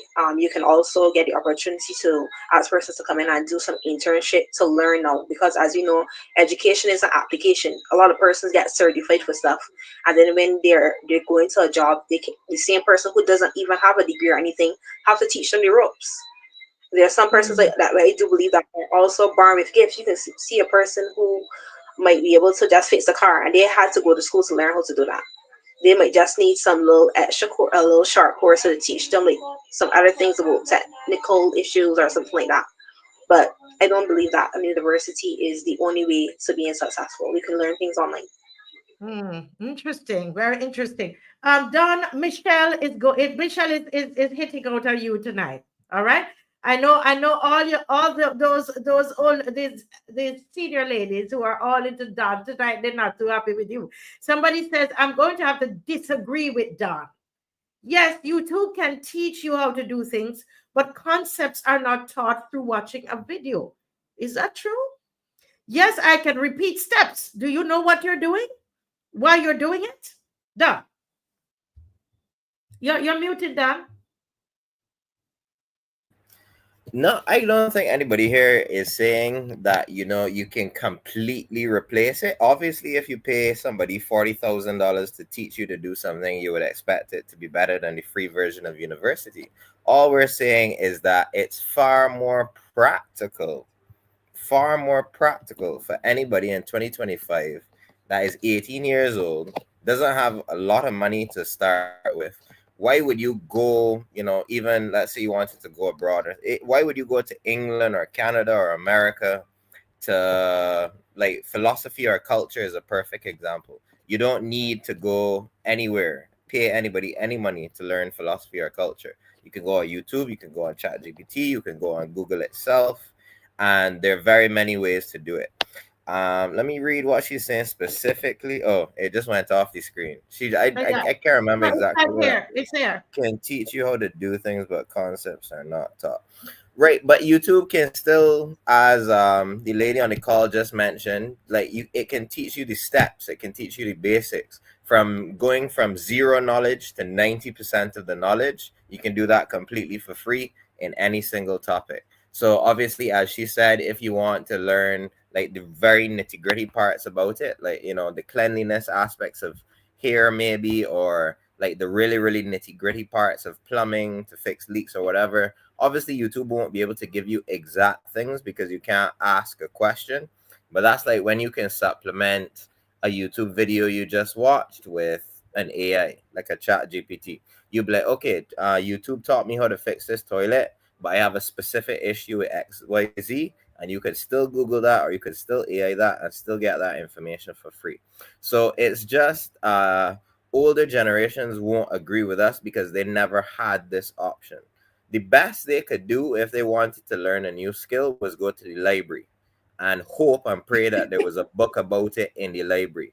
But that Yes. can take long because you gotta catch the bus to the library. You gotta fill out the whole process to get the library card. You got, ask 2-3 people in the library if y'all have specific books on this topic. Sit down there in the library, read the books, borrow the book, bring it back, all of that. But now I could just dream, literally be lying in my bed dreaming about something, tell myself, all right, I want to learn to make clothes tomorrow. I could start learning to make the clothes tomorrow from the comfort of my home in my bed. Obviously, would a class help? Yes, it would help. But YouTube, you can get 90% of the way, and for the most important part, is free.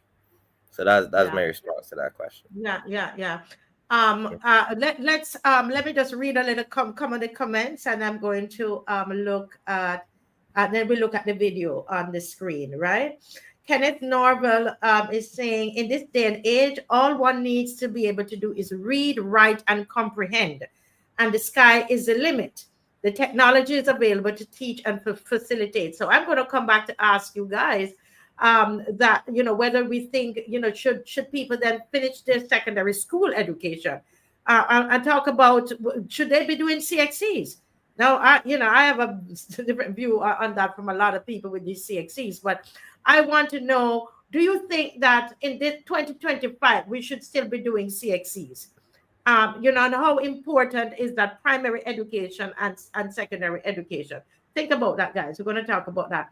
Aaron Hunt says, many inventors and great people never went to university nor college. Why Walk said, some young people do not have structure, and therefore going to YouTube may not work for some.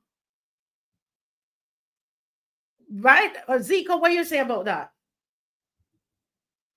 Yes, I do agree. I do believe even in terms of the CSCs and what's not, it really shows the ability to actually commit to study.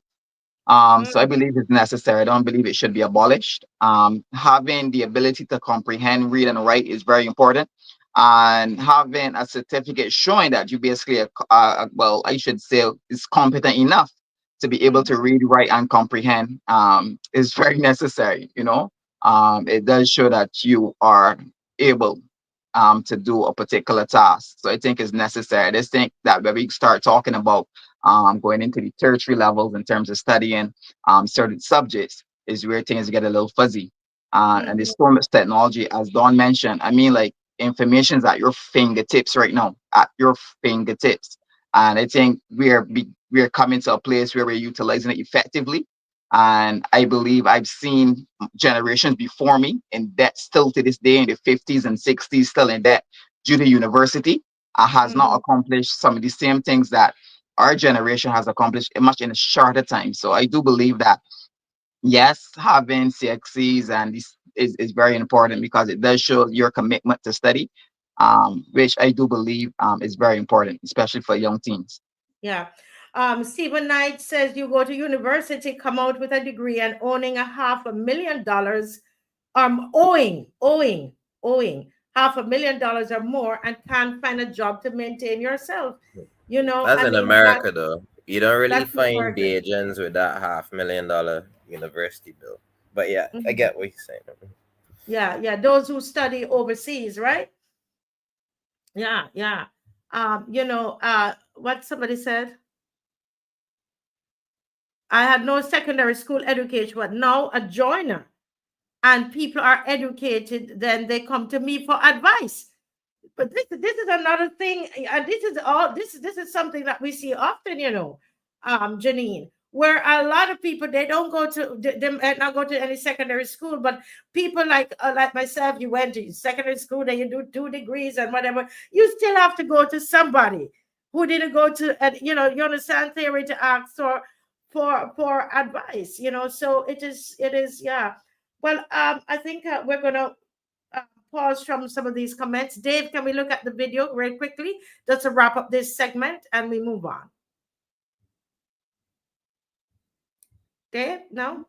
Okay, we're there.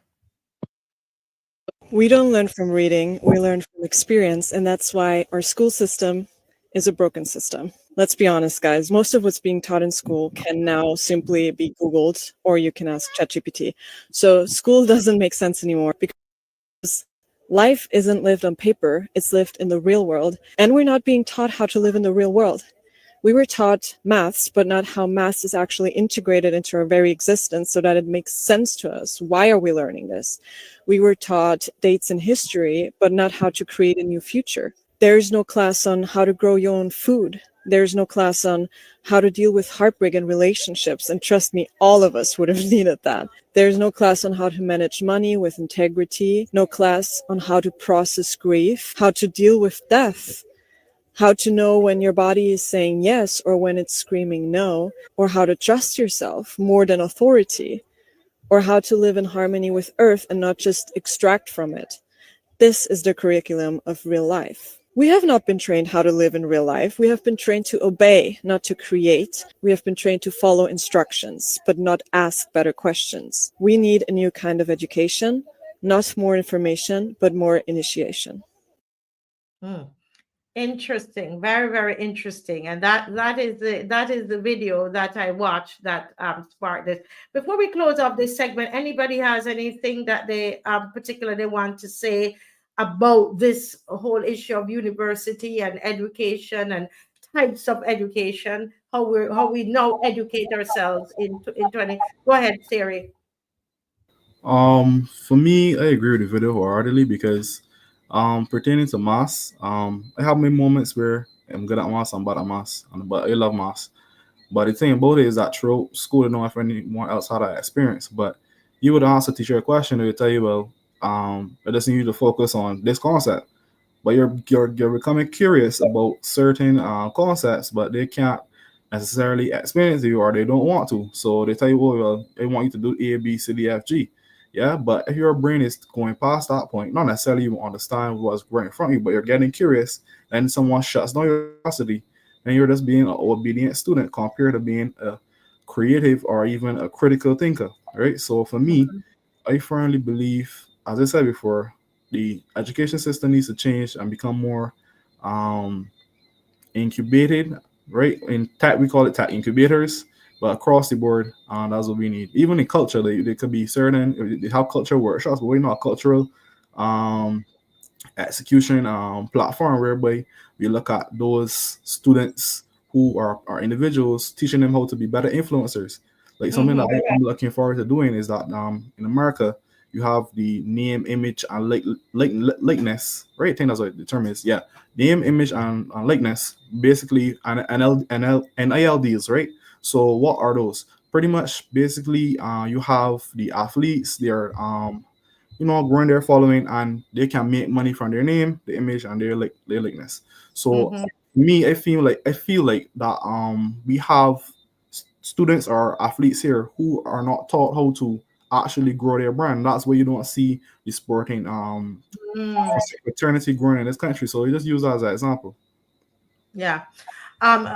These comments are hilarious.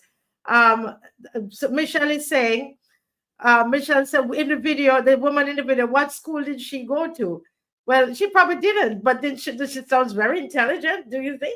Some people said she sounded liberal, delusional. This person is generalizing. Education and socializing are vital aspects of life. And Pedro is saying, Pedro, you don't know the lady that she'll soon say that men can get pregnant. Oh, Lord have mercy. Pedro. It's probably the different color hair that as soon as some people see that, they would just tune out Marcia. Yes, I know. But I thought that she was saying a lot of very, very important things. And I know, our society, Janine, is built on most of our poor parents were not educated and or were living in poverty, and so this is how people came out of it. So to remove that bedrock from them, Janine, it's difficult for an older person like myself. I'm learning to accept it because I've seen it with my son finish university, not doing anything that he did at university. Well, that's just one, but he learned a lot of what he's doing now from YouTube. It's where we learned a lot of it, and of course on set with me being practical, but I mean the finer things he learned on YouTube. And I see you shaking your head there, Janine. Any final thoughts on that? Yes. So I just wanted to mention, you were saying something about earlier about the, not only about that, but about the removing the CICs and stuff like that. I don't think that it should be. I think that the school system could improve in some aspects. So you can add in more practical stuff, even for children. I mean, nowadays you don't really see children going on tours or anything like that anymore. Majority of children now are only classroom based. And I think that element is missing, to go outside and to be able to experience stuff that you would have learned in the classroom. Up to secondary school, you can still do the CSCs. There are other things being done right now in schools, which I agree with. People are more focusing on what people can do with their hands and stuff. So that is a really good move, because as you were saying, there are some persons who will go and go into university after, and then they turn around and do different things. Sometimes though, I was not going to say this, I agree with Belle here, that some of them were not formally educated, but they learned experience and practice. So the same thing for us right now. We would have saw you guys. We learned that some of you would have went to university and you then came out and did different stuff. And we just want to get straight to what we want to do. So if we have to go the shorter route of learning it on YouTube or ChatGPT or any other way that we can access the information, we would do so. Yes. All right, guys, there's another video that Dave is going to prep to put up, because I know some of you are going to have to leave soon, and we want to do two more things before you leave. Let me ask you something. Now, at the beginning, you told us what you were doing, what's happening in your life, when you get up, what your 9 to 5 is, or your 9 to 12, depending on how you look at it and how much time you spend. My question is, how are young people, or how are you surviving in this economy? So yes, we know what your profession is, we know what you do, but how are you really surviving in the economy in Barbados at this time? Now, I would like for you to, you've seen this video on Instagram? Anybody? Any of you? Done? Okay. Let's react. Let me get your Haven't seen reaction it. to this.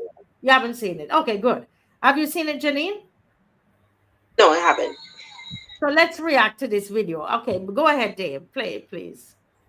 PriceSmart as an option to get items at a lower cost. Based on my household, I asked her if I buy garbage bags, Clorox wipes, dishwashing soap, toilet paper, and paper towels, how much am I saving? She told me I'd save about 250 Barbados dollars by shopping at PriceSmart instead of a supermarket. Macaroons, if you know another way to save money on household items in Barbados, I'd love to hear about it. I'll see you all in my next video. Bye. Oh, that's the wrong one, Dave. That's the wrong one. Oh boy. Oh boy, oh boy, oh boy. Yeah. The But buying in bulk would definitely the help. buying in bulk. Right. So talk to me about the economy. Talk to me about the economy. How do you okay, which one is this? Okay. Let's try this one. Barbados dollars a month. This video is for you. I asked ChatGPT to create a monthly budget for me in Barbados using 1,600 Barbados dollars, which is the monthly minimum wage. She basically said, "No, honey, a single person needs about 5,000 Barbados dollars a month, but I'll see what I can do." So she allocated about 700 Barbados dollars towards groceries and then told me where to shop.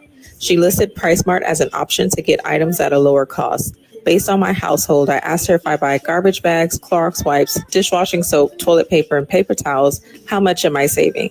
She told me I'd save about 250 Barbados dollars by shopping at PriceSmart instead of a supermarket. Macaroons, if you know another way to save money on household items in Barbados, I'd love to hear about it. I'll see you all in my next video. Okay. So the point of that, and if Dave could put back the video up just so we can read the caption, is that she asked ChatGPT if she worked for $1,600, which is minimum wage, right? Would how could she live in Barbados? And ChatGPT says absolutely not. You need about $5,000 a month. And I see Janine, you're laughing. What happened? Why are you laughing? I'm laughing because ChatGPT for the first time might be even wrong. You may need a bit more. I think that because for PriceSmart, you can only really buy to get cheaper stuff will be the same toiletries that she picked up. You cannot go in there and buy rice and stuff like that for an average family that will be working for that amount of money. That person will have to go to Popular if you're working for the minimum wage, or to even charge to be able to afford a meal. Well, if you're really doing a Sunday meal, it can cost you about the same $250 for that particular day. If it depends on the family. And so I only saw her picked up things to clean with and stuff like that, which in reality that's what most people go to PriceSmart for cookies or pizza or something like that. But to pick up your everyday items, if you're doing meat and rice, tuna, stuff like that, you're not going to really buy it from PriceSmart for on a minimum wage. No. Wow. What's your reaction to this video, Dan? Well, yeah, again, it shows how ChatGPT and the internet can be used to help you figure out certain things. But somebody here said, "How ChatGPT will know what's going on in Barbados?" ChatGPT knows everything. ChatGPT, it just knows. It's like God. Well, I just joking. It's not like God, but it knows. It can scour the internet, so it'll pull up like Massey.com, PriceSmart.com, Popular.com. And then it'll literally scan through the whole website and be like, okay, a loaf of bread at Massey is $5, a loaf of bread at Popular is $4. You know what I mean? It does like that. And that's how it's able to work. So that's why, that I've said most of what I said in tonight's conversation. Because with the use of free AI now, you can really learn anything. The information is so easily available at your fingertips. For a single person, 5,000 sounds about right. If you want to have like a comfortable, stress-free life, you definitely would need around 5,000. I know lots of people on this call are making do with a lot less. Probably some people on this call have children and are making do with a lot less. But Barbados, the reality of it is we're one of the most expensive countries in the world. Even a lot of the tourists that are coming here from America and Britain and all the other wealthier countries are complaining about it. Because if they go into Burger King in America, a Whopper costs $1, whereas Yeah, here in Barbados, the Bajan Whopper costs $8, which is which is 4 US. so it's about 4 times the price. So for most items, and at the end of the day, even though Barbados does have the highest minimum wage in the Caribbean, it still does have the highest prices. Like our fuel price is the second highest in the world, only to Hong Kong, I believe. And there's no reasons for our prices to be artificially inflated like this. Obviously, it has a lot to do with the government's decisions that they're making at this point in time. Without making it too political, this particular government run by Mia Mottley has borrowed more money than any other government in Barbados history.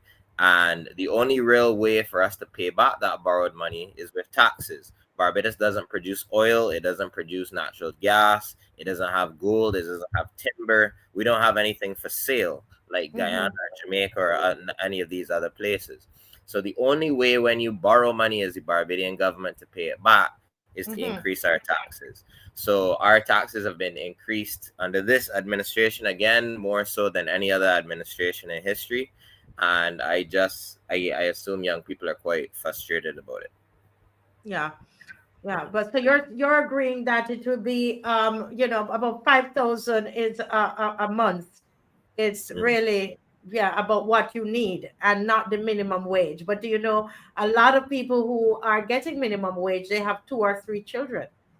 And Yeah. Well, you're in reality, if you're working for minimum wage, you can need 2 or 3 jobs as well.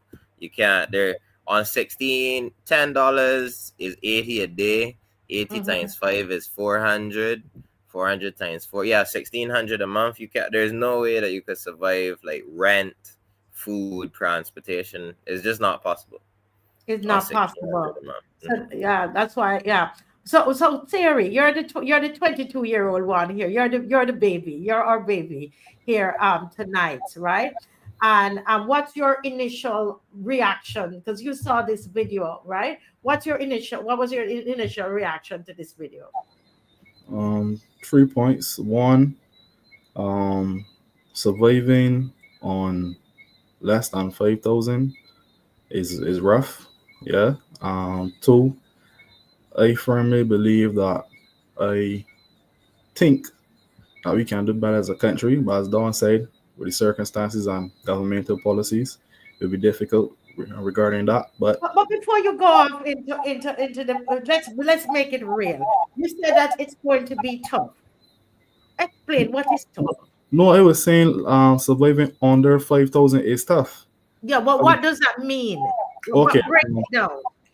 All right. So basically, as Janine mentioned, you have persons with families. Yeah. Kids. Now, if you go to school or you have 2 children, they go to school. A primary school bike might cost you $100 to maybe $200-$300. Yeah. Then you still have to give the children allowance. Yeah. Allowance every month, 50 by we say 4 weeks. How much is that? You're basically looking at like 200 something around there. It's 200, yeah. So now you keep going. You still have to look for lunch for yourself. You're still going to buy groceries. Groceries might come at cost like 1,000, 1,200, somewhere around there, right? Now add up all of that. You're looking at basically 300,000. Sorry, talking foolishness. Three grand gone already. Yeah, you still have to save. You still might need to pay for gas. You might still have to pay for your bills. So your money gone. And most persons may not even bring $4,000 a month in this country. That's the truth.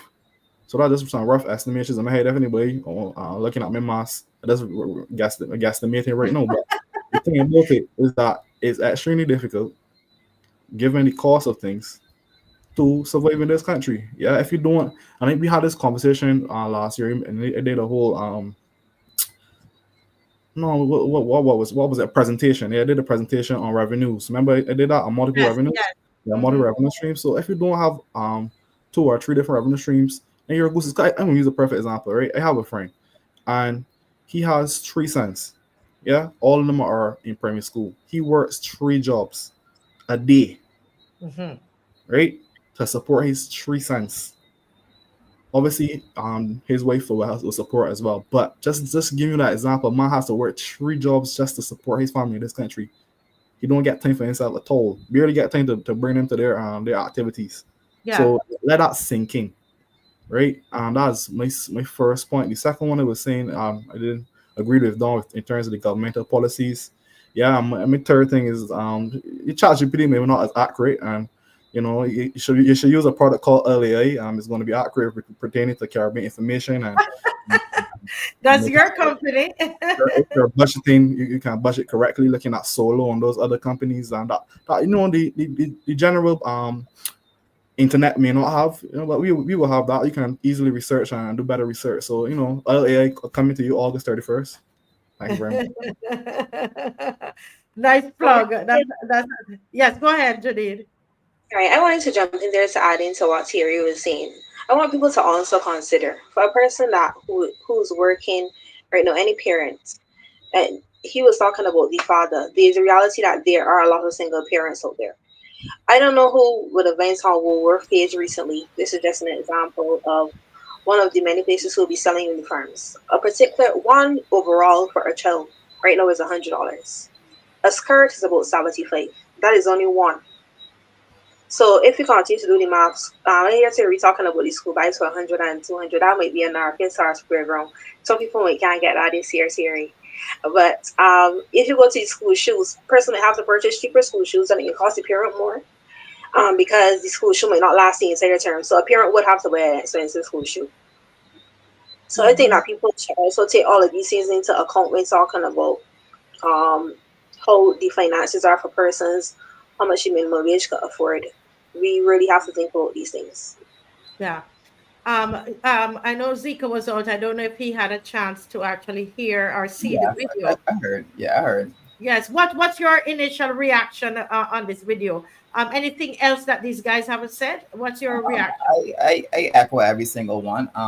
It's really scary. I think we're becoming our island where you have to have multiple streams of income just to stay afloat. I don't care what job you have, but it's really, really scary. I do believe that is close. The ball figure is probably close, but I guess you can bring it down. Probably if you had a little experience with working on a budget, yeah. But if you really want to be eating healthy and doing things the right way, it's probably going to come at a close to $5,000 monthly to survive. Not talking about the rent, the groceries, transportation, gas. I mean, just everyday essential items that you will need. Is ridiculous. Yeah. Someone, let me just read a little of the comments here. Somebody said, which supermarket, Don, are you going to that you're spending $1,000 plus on groceries? We're talking per month. I think that's Terry. I didn't comment on the groceries thing. Yeah, but that is easy. We're talking about per month. Yeah, but any supermarket, to be honest. Any supermarket. What you talking about? Terry, you had your hand up. What you gonna say to Al about this? Any supermarkets, you got Super Zender. The popular is cheaper, but if you really you going from supermarket to market, you're billing come out about 1,000, somewhere around there, maybe 800. The rough guesstimate. Yeah, for me, I could really come and tell you, like, you know what I mean, something wrong, around there, not to exposed, but something wrong there. Yeah, you know what I mean. Yeah. So somebody's asking then so how to get to why people are how I mean they're going to so many feds. If you're saying, Don, that the minimum wage is so it's high in comparison to some Caribbean countries, there are about two that are actually above Barbados, but the prices are so high. How come they're going to all these feds? And all of that, Don, you hearing this? Yeah. Mm-hmm. You want to play this video first? You planning to play this video on this? Before I play the video, I probably should bring back Zico in because he didn't say much. Zico, how many what about patrons at people are going to so much pets and so on?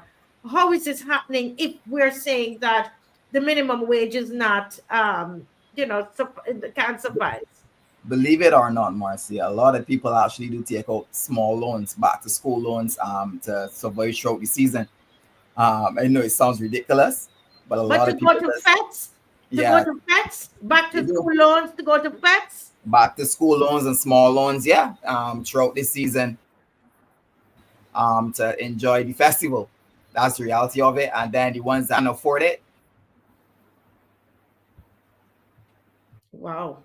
I Is he guess they still? try to go to the all-inclusive some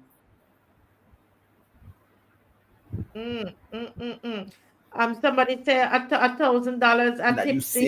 save for some that help. I think he's sticking. Is he sticking or am I sticking? Yeah, I Yes, He's yeah. sticking a bit. He's sticking a bit. Well, let's play the video. Let's play this video here, guys.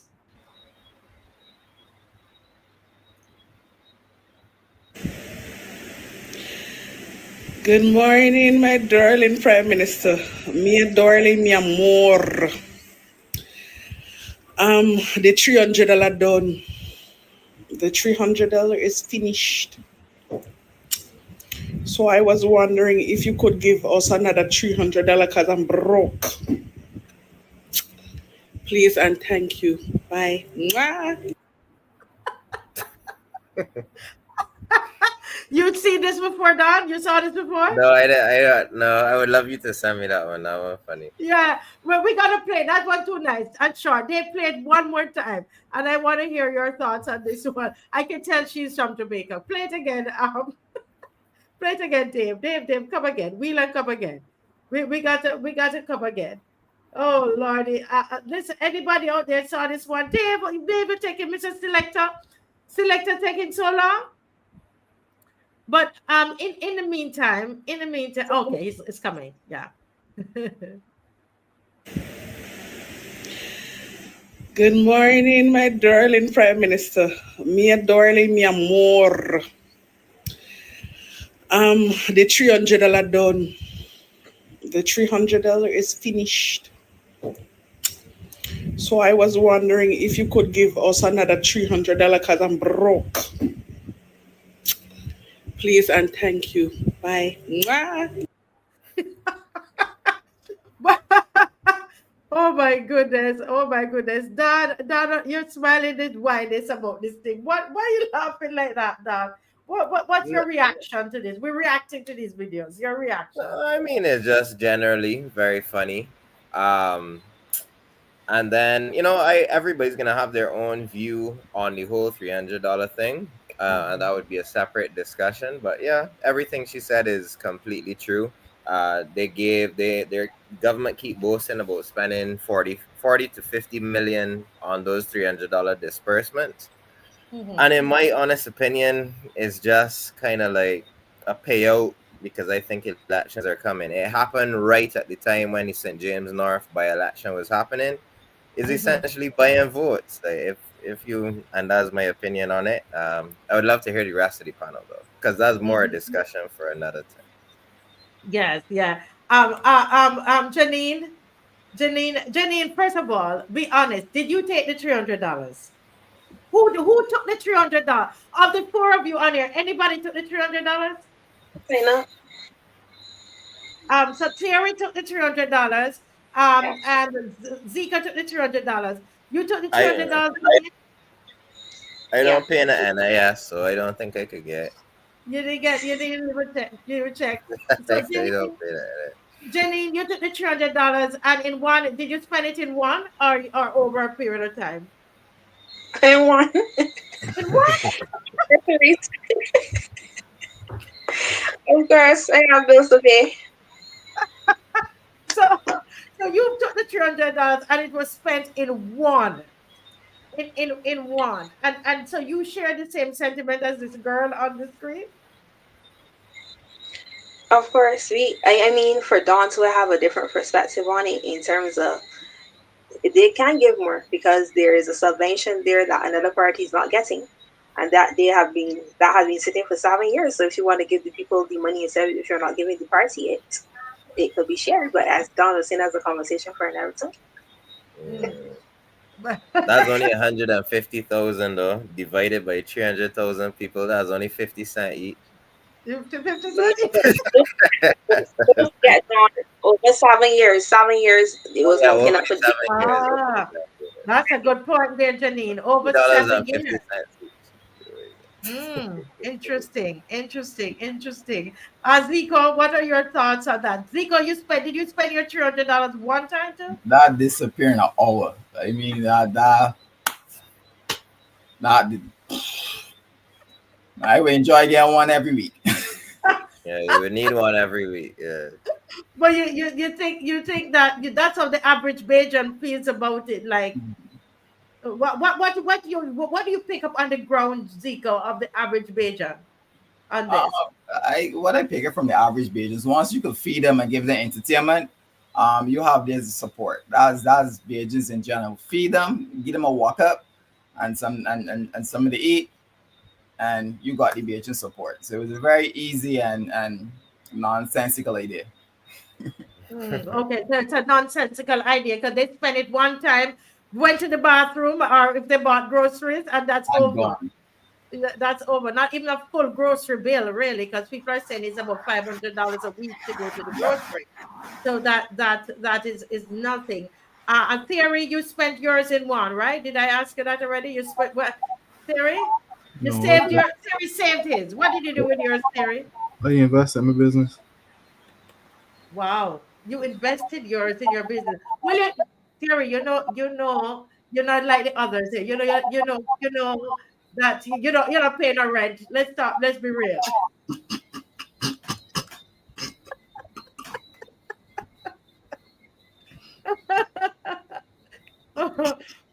Terry, I'm talking about your business.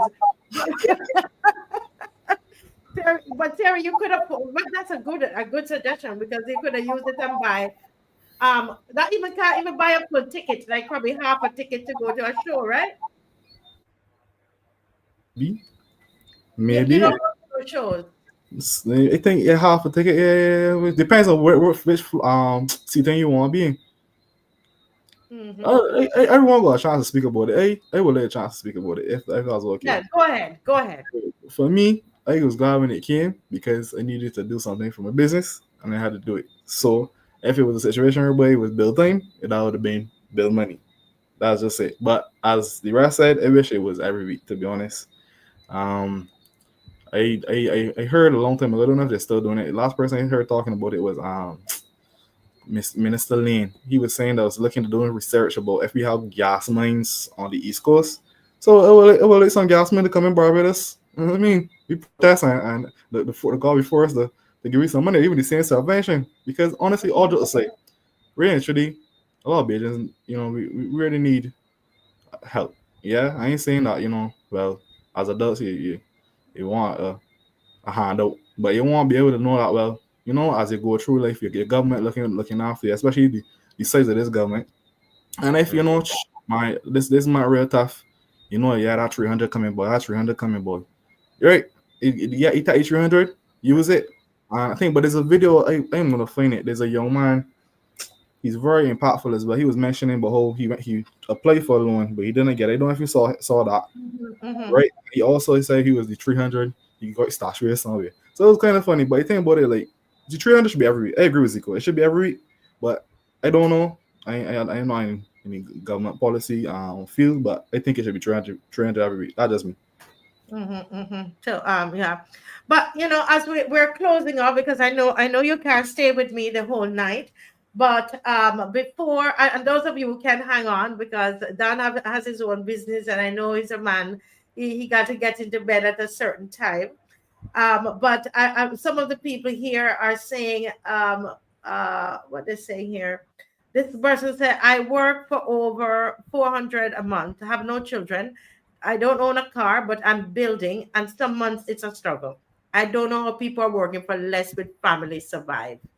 And that's the reality. And minimum wage is 1,600 a month. And that is the reality. Judith just said she wants another 300. All right. Somebody said they understand 500 more coming. Where did you get that information from?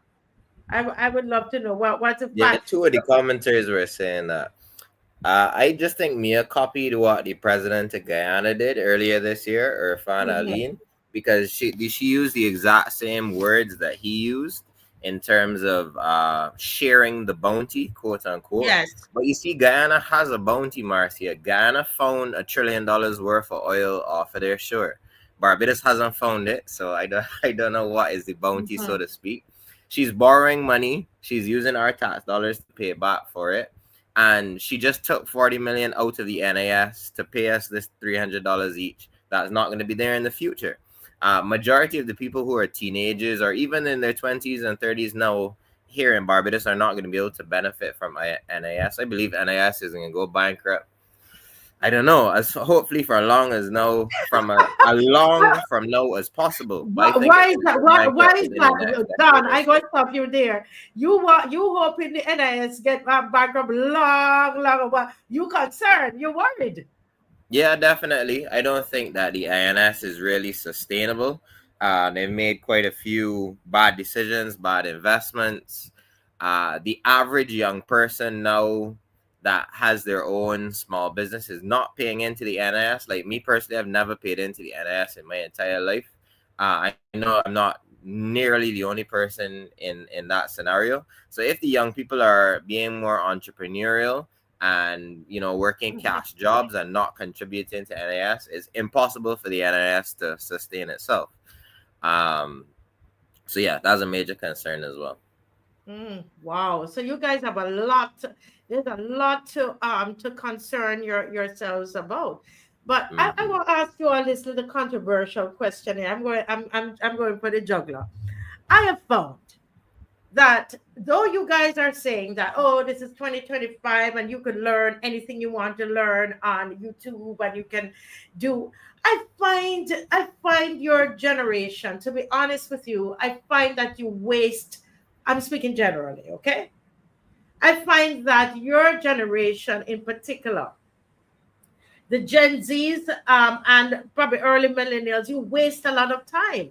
So even though you're saying that you could learn a lot of things and you could accomplish a lot more than what we did, GPT and all of that, you're not producing as much as I think that you could produce from Chat GPT and from all that is around. Would you say that laziness is a problem with your generation? Yes, go ahead. To me, it's not a matter of laziness. Just being a one stop perspective. Yeah, I think it's a situation of one. What is your upbringing? Who are the persons around you? Yeah. What is your social group? What is your ambition? Yeah. For me, persons tell me I should not have a chip on my shoulder, but I have a chip on my shoulder. I have an affirmative belief that I want to keep on pushing myself to the point whereby I can achieve the level that I believe God has ordained for me. But most individuals feel like this island is, not necessarily against them, but it's really hard to get anything done this island. When you try things and then it fails and it keep on failing and keep on failing, most persons don't have the willpower to keep on going. Yeah, and then some persons have social groups that, yeah, they're your friends and they're nice and they're cool, but really they're not conducive for your success. And you really need to just separate yourself. They have maybe one party and then be around them, but not every day. So and if you find that in our generation, I don't know if Janine or don't agree with me, but you find a lot of conversation be going over. Don't be talking about, oh man, maybe how much is like, for example, I was talking with my friends and we were just discussing the Sagicor trading because they're doing trading, all right. And he's probably one of the few friends I have. We could sit down and discuss about things that are progressive. Like, well, bro, he's like, oh, well, this percentage is for Sagicor, do. But most friends Right. Let's just be real. It could be frank. It's about romance, partying, jokes, and beer fun. That's my rest of friend group. So that is your finding, that you talk about girls, you talk about partying, you talk about fun, but there's nothing, Janine, how about you? You find that your generation is lacking. Somebody said here, you guys lack imagination. Is it true? I mean, you have Chat GPT. You're bragging about all of these things tonight, but we don't see a lot. You're producing a lot. Are we fair in our assessments? Well, yes and no. I don't think that persons lack imagination. That's maybe in terms of the direction of where to go, and how to get it done. Otherwise, not on the internet or the who could facilitate it in terms of money ways. But I think that young people have a lot of imagination, a lot of things that they want to do or want to accomplish. But it's just how to get it started and stuff like that. I think that a lot of persons don't even know about the YES program that they have. There's some entrepreneurship courses that they can also do. So just about where to find the information on how to get it done here. Otherwise than on the internet. Okay, so okay. And Don, you think you're lazy?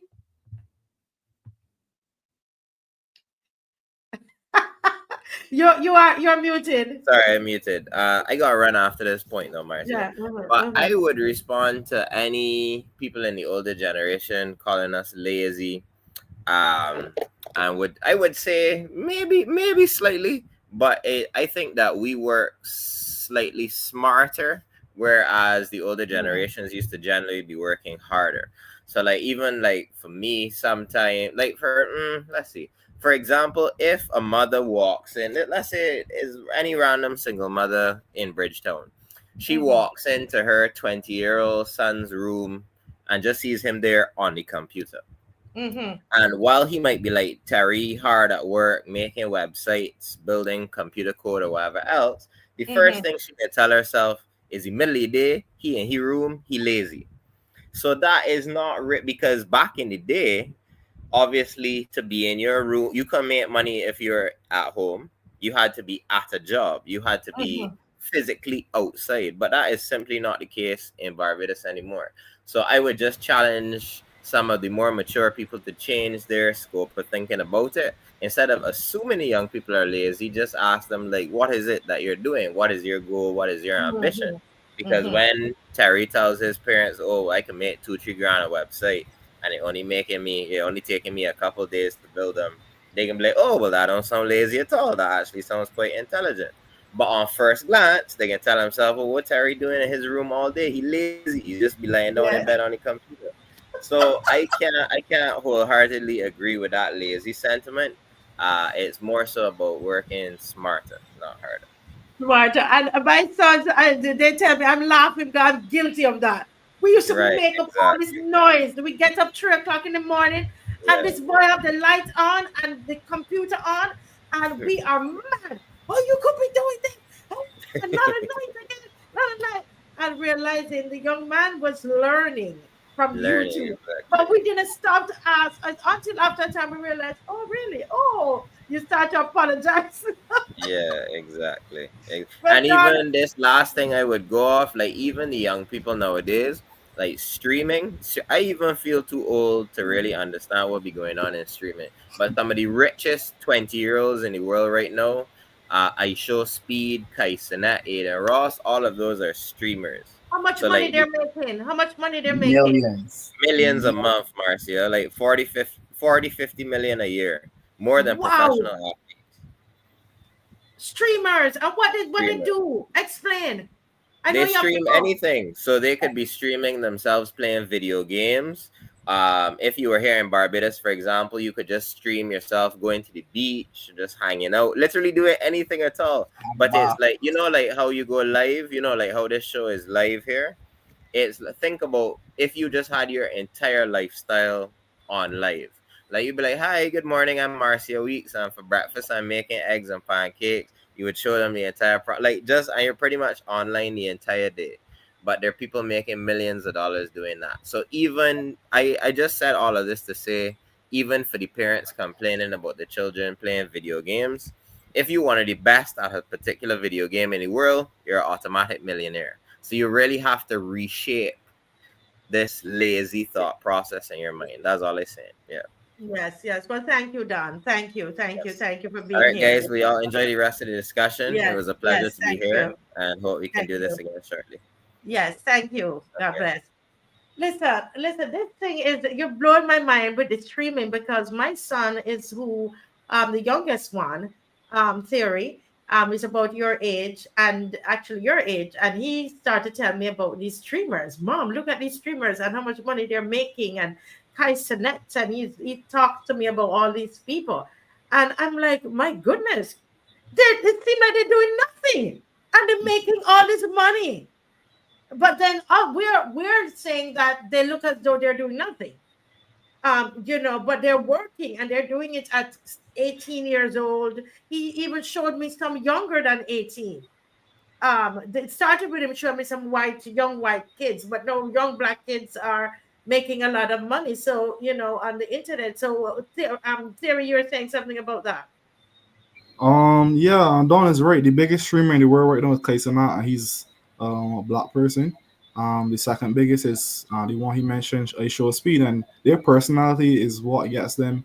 The streamers, they just shout and laugh, and they bring on all the big celebrities that persons would like to have there. For example, Kevin Hart was on Kaisana stream. You had Drake, you had Aiden Ross, and yeah, he's the biggest streamer in the world. And the thing about it, he nearly got a charge for what's called it public disorder. I think that was in New York. Yeah. Yeah.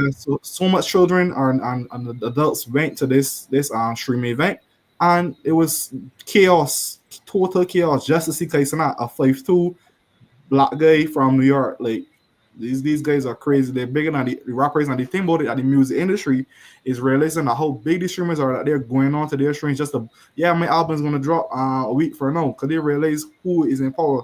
And even the athletes now, they're going on the streamers. And these are no children. This is no Gen Z. You're talking about 16, 17, 18 years old. And you're seeing, because we saw even President Trump was going to some of the streamers in politics. You're muted, Terry. Oh, sorry. Yeah, it's true. His son, Baron Trump, told him to go on, Ross stream and Joe Rogan and those guys. So I was saying that pretty much, it's a big thing. I was saying the athletes, everyone is realizing that these guys are the new thing. They are the biggest thing in the world. So they go on the streams. And trust me, some of the streams don't be really nice. Just be just them talking about life, and people watching it, people like it. So yeah. Yeah.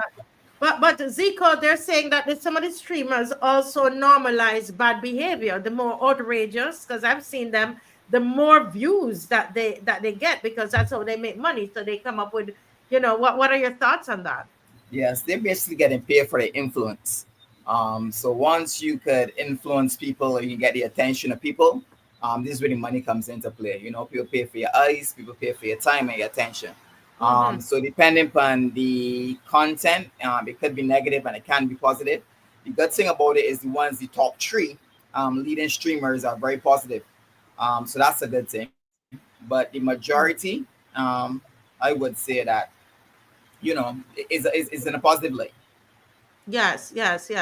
And somebody says here, I have a family member who spent hours on a computer doing God knows what. That's how I used to say it. I get real upset, me and Dave used to get real mad. But I do agree. But I do agree that this generation is lazy. I do agree that this new generation is lazy. But look at what she's saying, that they're spending hours on the computer doing God knows what, but it's now able to fund his university cost from it. And it's from crypto or Bitcoin. And it's not from crypto or Bitcoin. I think it's gaming. It is. Don't even mention the gaming. Listen, you want to hear noise in our house? Janine, let us wake up and they're playing games. And look, people are making money from gaming. Any thoughts on that, Janine? You're muted, Janine. I repeat what you said. My thing was sticking. I heard something about gaming. No, this person, I was saying that we used to hit the roof when we get up and the boys are playing games. Right? We get mad about this thing, right? Now, here it is that people are making money from they can pay their university fees and all that through gaming. That looked like they were wasting time. Yeah, go ahead. Yeah. Any thoughts on that? Yeah. I don't really like it. I think that for those who it works for, it can work for. However, I don't want the young people to only think that on the internet is the way to make money, because at the end of the day, if everything goes to AI and robots come in there, we would be complaining that robots and stuff can't do what the human does. So I think that persons, like how this person is going to university, otherwise to do something else, they can do it to if they want to fund something at a young age and be able to develop a business that would be need human persons. But I think that it doesn't go into a way where only persons are working on the internet alone. But what about those guys? We just saw if Dave can put them back up without the they're making millions, like 40 something $1 million a year, Janine, and you're telling them to go to university? No, I'm not saying that they have to go to university. All I'm saying is that at the end of the day, you should also do something that humans could do. Or doing gaming and stuff like that isn't the only way, because at the end of the day, when as I was saying, if when robots and stuff come into play, as persons are making robots to do human work, we would be complaining. So we have to be very strategic of how we are doing it. Yeah. Somebody. Okay, I understand you. Somebody is asking, how are they paid? Lemuel is asking, how do these guys, they go on, and I just realized I can't play too much of their content on here. I hope I don't get in any trouble for it. But how are they paid? You're They're, saying something, Zico? Go ahead. yes, they're paid through streaming platforms. So you got streaming platforms such as Kit. You also got what's the other one? What's the other one? But they're paid through subscribers as well. So what basically you subscribe on. So you get dollars, you get through subscription, and then you also get deals. You also get deals from streaming platforms like Twitch, Kick, and other streaming platforms along as well. Then you also get from ads, and then you also get from influencers. So if you're wearing a branded t-shirt, marketing different stuff, sipping from a particular cup. Also bringing on certain people being paid to do interviews or to do reviews of music, to do reviews of games. So for instance, if you had a game that you wanted to launch, you would go and get one of these same influencers or one of these same streamers to basically play the game online. That way it would influence the younger generation as well to go and get the game. So they're paid through branding, streaming services and subscriptions. Wow, interesting. It's a new world out there, and we have to be willing to, to be open to it. I think as adults, we need to be open to it and understand, what is happening. Michelle is saying that the kids are watching chaos. Children cannot be normal, constantly watching this stuff. But this is what they're making the millions from, Michelle. Um, you know, um, Perlita is saying sitting in front of a computer for long periods of time is not healthy. Well, but they're making 40 million a year. And they have you sitting there, and they have you watching it. Right? Right? You're watching it. This is something that it's so much has changed. And it's the younger generation that's making the most money from the streaming. Right, Theory? The younger generation. Yeah. Let me ask you, I know that you have to leave, Janine, but I wanted to ask this question. If you met the PM, right? If you had an opportunity to meet the Prime Minister of Barbados, Janine is meeting the Prime Minister of Barbados. Janine, what would you say? Would you make a statement or ask for a question, and what would it be? Guys, hello. Right. So that is a really good question. I think you ought to give me a little minute to think about that. Because there's a lot of things that I totally would like to say, but it are I think a statement might be better. I need to short that. So you can maybe ask the others and then I'll get back to me. Get back to you. And it's a question that I want to pose to the people in the comment section. If you had an opportunity to meet the PM, right? To meet PM Mottley, what would you say to PM Mottley if you had an opportunity? It is 2025, and you're gonna meet PM Mottley. What would you say to PM Mottley? Everybody think about that, and let me read a little. Adrian Hines is saying here how to monetize YouTube. Right? Okay. So that's it in theory. And we, a lot of us who are on here, we understand that, but you can't monetize on Barbados. That's the reality. As much as we are saying that we are first world, a lot of our young people are not going to be able to make those millions that others are making in Nigeria. There are Nigerians making millions, people in Africa making millions US dollars. They're making, Barbadians can't make it.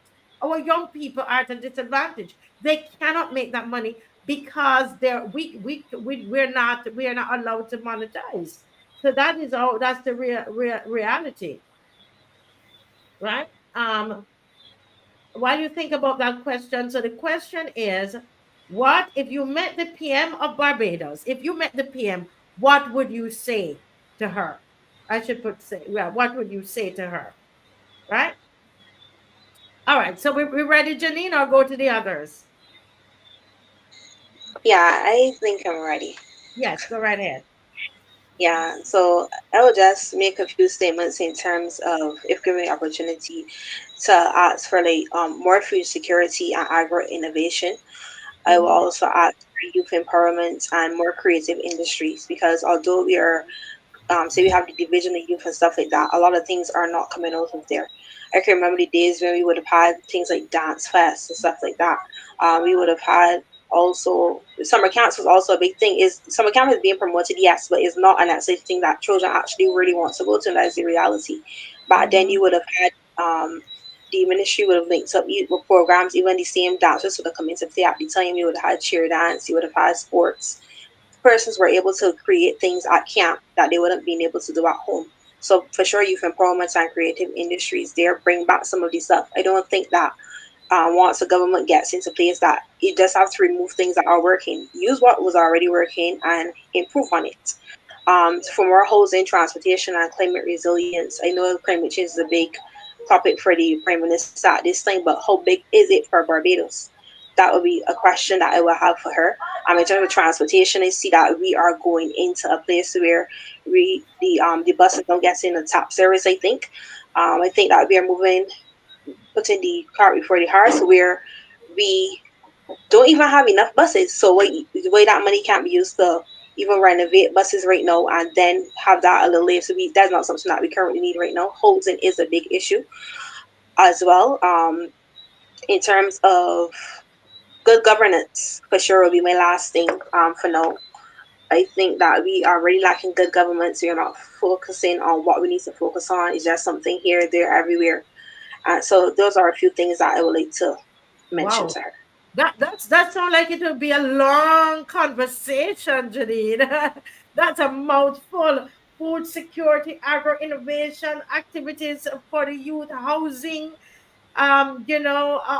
transportation. You have a mouthful for the prime minister. If you should meet the prime minister. How about Terry? Seriously. And while you're thinking about it, let's read some of the comments online that they have. Somebody says, I would not have much to say to her. However, I would like land to be affordable. You don't have much to say, but they want land. So that's what you would say to the PM, that you would want thing. John Clark said they would just say, Mia, you should resign. Okay. Why should she resign? She's gonna say, John, why should I resign? Right? Why should she resign? Huh? My follow-up. Oh, well, Pedro, I didn't get your first question. What Pedro? Pedro said he would ask her why she always talking about climate change, and if she really believe the climate is changed. Oh my goodness. All right. Well, so let me go to Terry. Terry, what would you ask the prime minister? If you met the PM, what would you ask the PM? Or say to the PM? It could be a statement. I would say to the PM, the future of this country is in technology. Yes, we have the tourism sector and we have the tourism economy, and it is our main economic earner. But the thing about it is that Barbados needs, and it's like the pre-announcement letter, Marcia, and you will see that we looked at the aspect of not being consumers anymore, but technological producers. So anyone who's interested can go into research on how much money is made from technological companies. And the thing about it is that the trickle down effect will be immense for Barbados because most individuals will be developers from Barbados and also the region. So to me, the future of our country, yes, it is. I agree with, I think Janine said it or Ezekiel said it, but yes, you should have a skill, a physical skill that robots or AI may not be able to do. Yeah.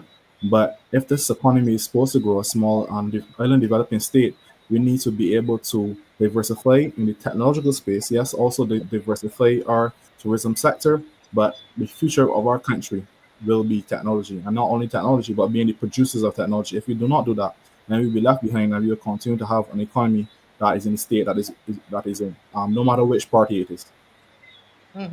Producers, not just consumers of technology. I love that. Because a lot of people are consuming technology. And let me just check with some of the others online. Guys, if you met Miss Motley, what would you say? What would you say, right? Um, Pedro says, my follow-up question or statement, you should be scolding Ali for drilling oil. Well, yeah, because I mean, Ali is our good friend in Guyana, but she's all about climate change. So why are they such good friends? You should be scolding Ali for drilling oil, right? Ryan Rock says that he would tell her to get lost. Nothing you say to her would make a difference. That's what Ryan, you really believe that? Adrian says, I would pass Motley like she does not exist. Me and she ain't on speaking terms. She might pass you too. Anybody else? Anybody else? What is Liana saying? And then we go to Zika. I can't put it in here what I tell her. Actually, maybe nothing. I can't stand. Oops. Okay, we won't read the rest of that.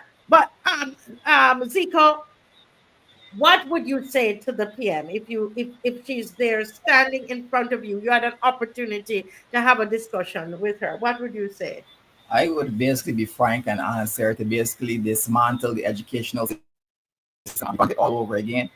I will also ask that she looks into the rehabilitation of those who leave in prison, proper programs, whether it's boot camp or whatever the case, especially for our youth, putting things in place for them that they can come back into society and be productive.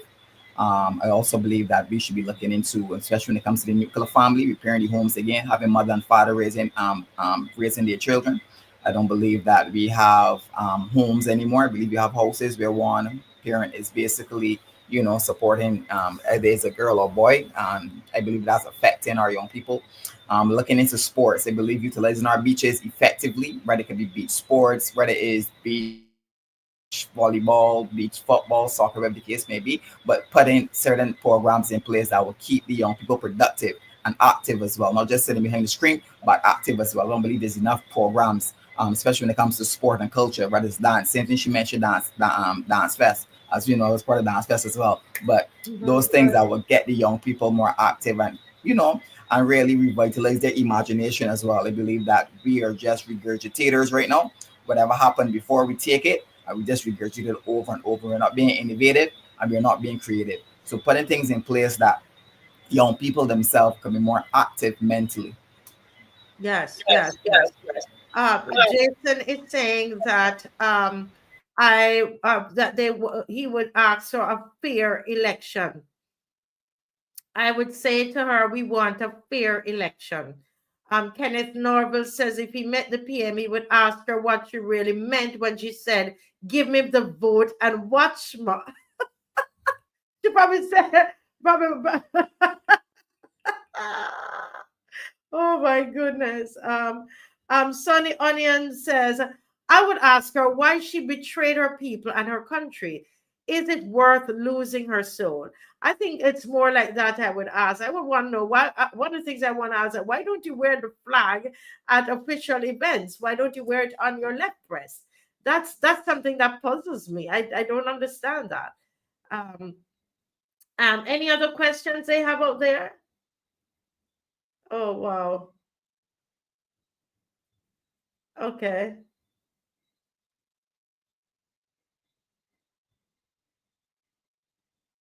Okay. But someone is saying that, I know Janine has to go soon, right, Janine? Yes. Well, Yes, Janine, yes. I want to thank you so much for joining us tonight. And any parting words, or that's it? You got to go. Yeah, so I just want to thank you for having me on tonight. It was good to be here with you guys and all of the panelists. My parting words would just be that the loyal opposition keep fighting. There's a lot of work that we have to continue to do, and I look forward to seeing you there. Yes, I hope we can do this. We can do this, again. We want to do this again. All right. All All right, good right. night, everybody. Yes. God bless. Bye bye. Bye bye. Yes. So I have these two gentlemen with me. They soon all start leaving one by one. We just have a couple more minutes before the show is up. But someone in response to what you said, theory about technology, that you would speak to the prime minister about technology, not just to be consumers, but be producers of technology. Somebody said, but theory, technology is just to control people. What you say to that? I I get it. I would ask them to read a book called by can't remember the artist's name, but is Weapons of Mass Instruction. Yeah. Mm, So we've been climatized or indoctrinated to be consumers, which to me, and I have to do my research on it, but from my understanding, still is linked to slavery. You know, the slave mindset. You know, yeah. because they realize they cannot benefit as much from our ancestors being on the plantation. So they give us the assumption of freedom so that we continue to be earners for them and buy into their products and that type of thing. I said all that to say this. The persons that are controlling or have, ownership of said technology, yes, you can consider them slave masters, or in other words, you can consider them the overlords, in layman terms. But the thing about it is if black individuals, right, or minority individuals do not create technology, then we cannot regain our power in a space that we need to. Prime example, I'm a big supporter of when the space race really happens, that we need black billionaires to make sure that when Mars occurs, because it will happen, it may not happen in my time or your time, Marcia, but if we do not place our flag as black people or even minority communities on Mars, we'll be left behind. So all for example, something that's occurring, I keep my eyes on the asteroid mining, which is worth over if I could remember quickly, about $10 trillion, right? Mm, That's an industry right there. But the thing about it, if black billionaires, right, our future black billionaires are not a part of that race, are not a part of that process, then therefore we'll be left behind and then we're still consumers. So I do agree with Andrea Moore. But the thing about it, I need your support. I need the support of individuals that believe that to be the case to support us, buy our products so that we can use that money to invest in our people, invest in the same cultural programs you mentioned, Dance Fest, so that we have the next best dancer in the world, continue to invest in Africa, and continue to invest in who we are as a people. So at the current moment, we have Mark Zuckerberg, we have Elon Musk, and just to be frank, they're white individuals, and they do not have the interests of black people at heart. So we need to invest in our black people. We need to invest in our black innovators. As soon as possible, I'm going to show you this, something, right? Another time, remind me to discuss the young man. He's turning 22 this year. I'm gonna say it again. He's turning 22 this year. He figured out a way to turn plastics into gasoline. His name is Julian. I can't remember Julian something. I will research again. But his name is Julian, and what is his Instagram? All right, I will send information. You can share it. But yeah. pretty much, I was trying to get a lot of individuals behind it. He's keep on saying, guys, and I guess he's getting depressed, but he's keep on saying they might want to come and take me, they might want to do this, they might want to do that. But his inventions are legit. He has the patents at 22 years old. He's creating right now. He's creating right now a chemical transfuser using microwaves. He's saying that the microwaves component, he took about 12 of them, right? I watched him build it. 12 of them and put them into this circular contraption. And he's saying that I can't micro chemical electrolysis in that much field. But the thing about it, he explained the science, right? That is able to break down the plastics back into oil, right? And then break it down back into gas. And that's a black boy that's doing that at 22 years old. So he set out to say this. Yeah, the current persons in control are white, but if you do not support persons like myself who is building not just a plugin my application LAA, if you don't support us, then they will have control. And I know I've been speaking for an ad nauseum, but I just have to say that. Thank you very much. But it's you. I love it. I love it. Zico, what do you want to? I mean, he's talking about technology and us not being consumers but being producers, and I think that's probably a code for the whole night. I love it. What are your thoughts about that? Because we consume more of technology than anything else, especially Black people. But although we are seeing Kai Cenat and some of them are now producing and making millions from technology. Well, any thoughts on that? You're muted. You're muted. You're muted. Go ahead. Yeah. Right. He said it so eloquently. I totally agree with him. I echo every single sentiment he said. I do agree. I do believe that the only thing we're still continuing to looking at is building more hotels. We believe that we need to get past the whole idea of just selling service, slavery service, and look at new innovative ideas and to revitalize our imagination for what is the future going to look like and what is it going to be, and be on board. There's not let's be reactive, not be last to the board, but really and truly continue to support these young minds, continue to get behind these young minds, ask them for their ideas, listen to their voices as well, because really and truly these are the ones that who come with new innovative ideas. The culture is always changing. The culture will not continue to remain the same. What worked yesteryear will not work now. And I think getting behind young people and listening to what they have to say and really looking and see like what is the future going to look like, embrace new technology. Yeah, we were talking about AI, we was talking about ChatGPT, we was talking about all these different kind of things. How can we utilize it? How can we use it? How will it benefit Barbados in general? We know that we may not be able to have the oil, we may not be able to sell certain precious metals and stuff like that. But when it comes to intellectual properties and using young people in the right way, I believe that we can do it, and we need to get behind them and support them. Support them. I don't believe that our government is really supporting young innovative leaders. I don't believe that. I believe right now it's turned into a fraternity and a frat who is kind of party, and not necessarily getting behind those that who looking to lead Barbados and take Barbados to the next level. Yeah. Real interesting. But one question here, Michelle is saying, what about the capital to back these projects? Facebook, for example, it's by young people, young man, right? And Instagram and all these, but they need investors. Every venture needs capital, and every venture needs guidance. So what you're saying, that we need to be more producers and not consumers. How are we going to be able to get the capital and the guidance? Yeah, go ahead, Theory. Open your mic.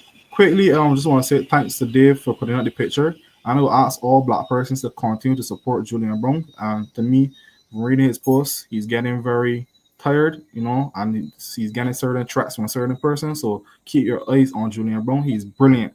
Now, in terms of your question for capital, I'm going to speak from being a young tech startup and creator. It's very hard right now. Most person may look at your application and say, I'm not sure if that is going to do anything. And that's a lot of the rhetoric that I'm getting right now, pertaining to what I'm doing with technology. Luckily, I have certain mentors who have access to their networks, and we are working steadily to grow our reach pertaining to the different products and services that we're providing. But for other inventors and other innovators, and I can mention even my friend, I'll just call her Miss G, just for to be protecting her identity.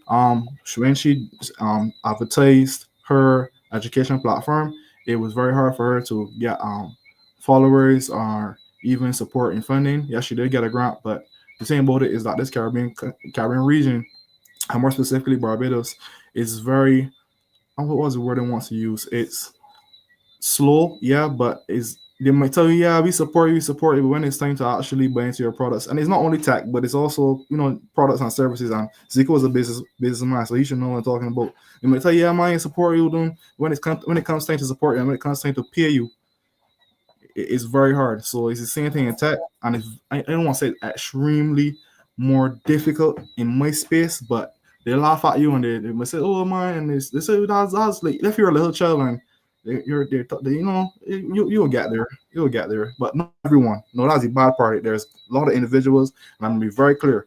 This has nothing to do with race. Some of them are black, some of them are white, and they want to invest in the Caribbean. Yeah, but there are not a lot of them because they're not sure if the Caribbean is a great investment.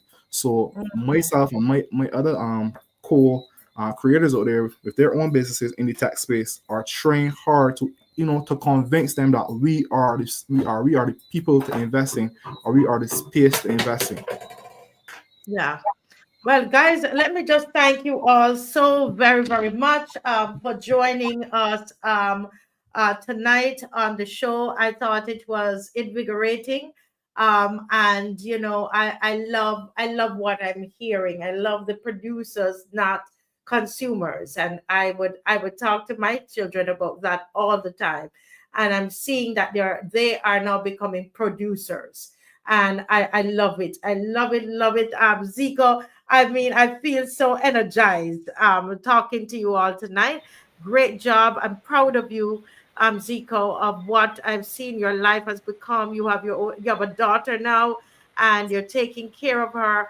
Zico, I am so proud of you. You don't even know. Theory, I am super proud of you. And Don is here, all of you. I just want to say that it's a pleasure meeting you. And please stay on the straight and narrow, which we didn't talk about crime tonight. We just kind of kept it, you know, positive. All right. But you keep on the straight and narrow. Thank you all so much for joining us tonight. God bless you. And listen out again. I want this to be a regular thing. All right. Bye-bye. Bye-bye. God bless. Yes, bye-bye. Oh my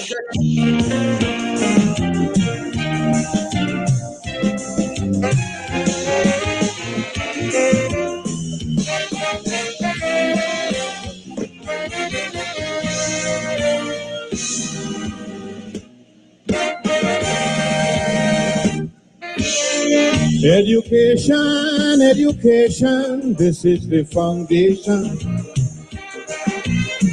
Our rising population needs sound education to be recognized anywhere you go.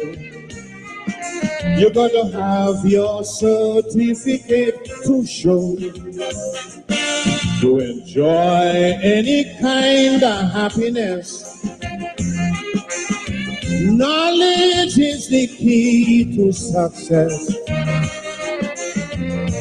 Children go to school and learn well. Otherwise, later on in life, you gon' get real hell. Without an education in your head, your whole life will be pure misery. You're better off dead. For there is simply no room in this whole wide world for an uneducated boy or girl. Don't allow idle companions to lead you astray. To earn tomorrow, you got to learn today.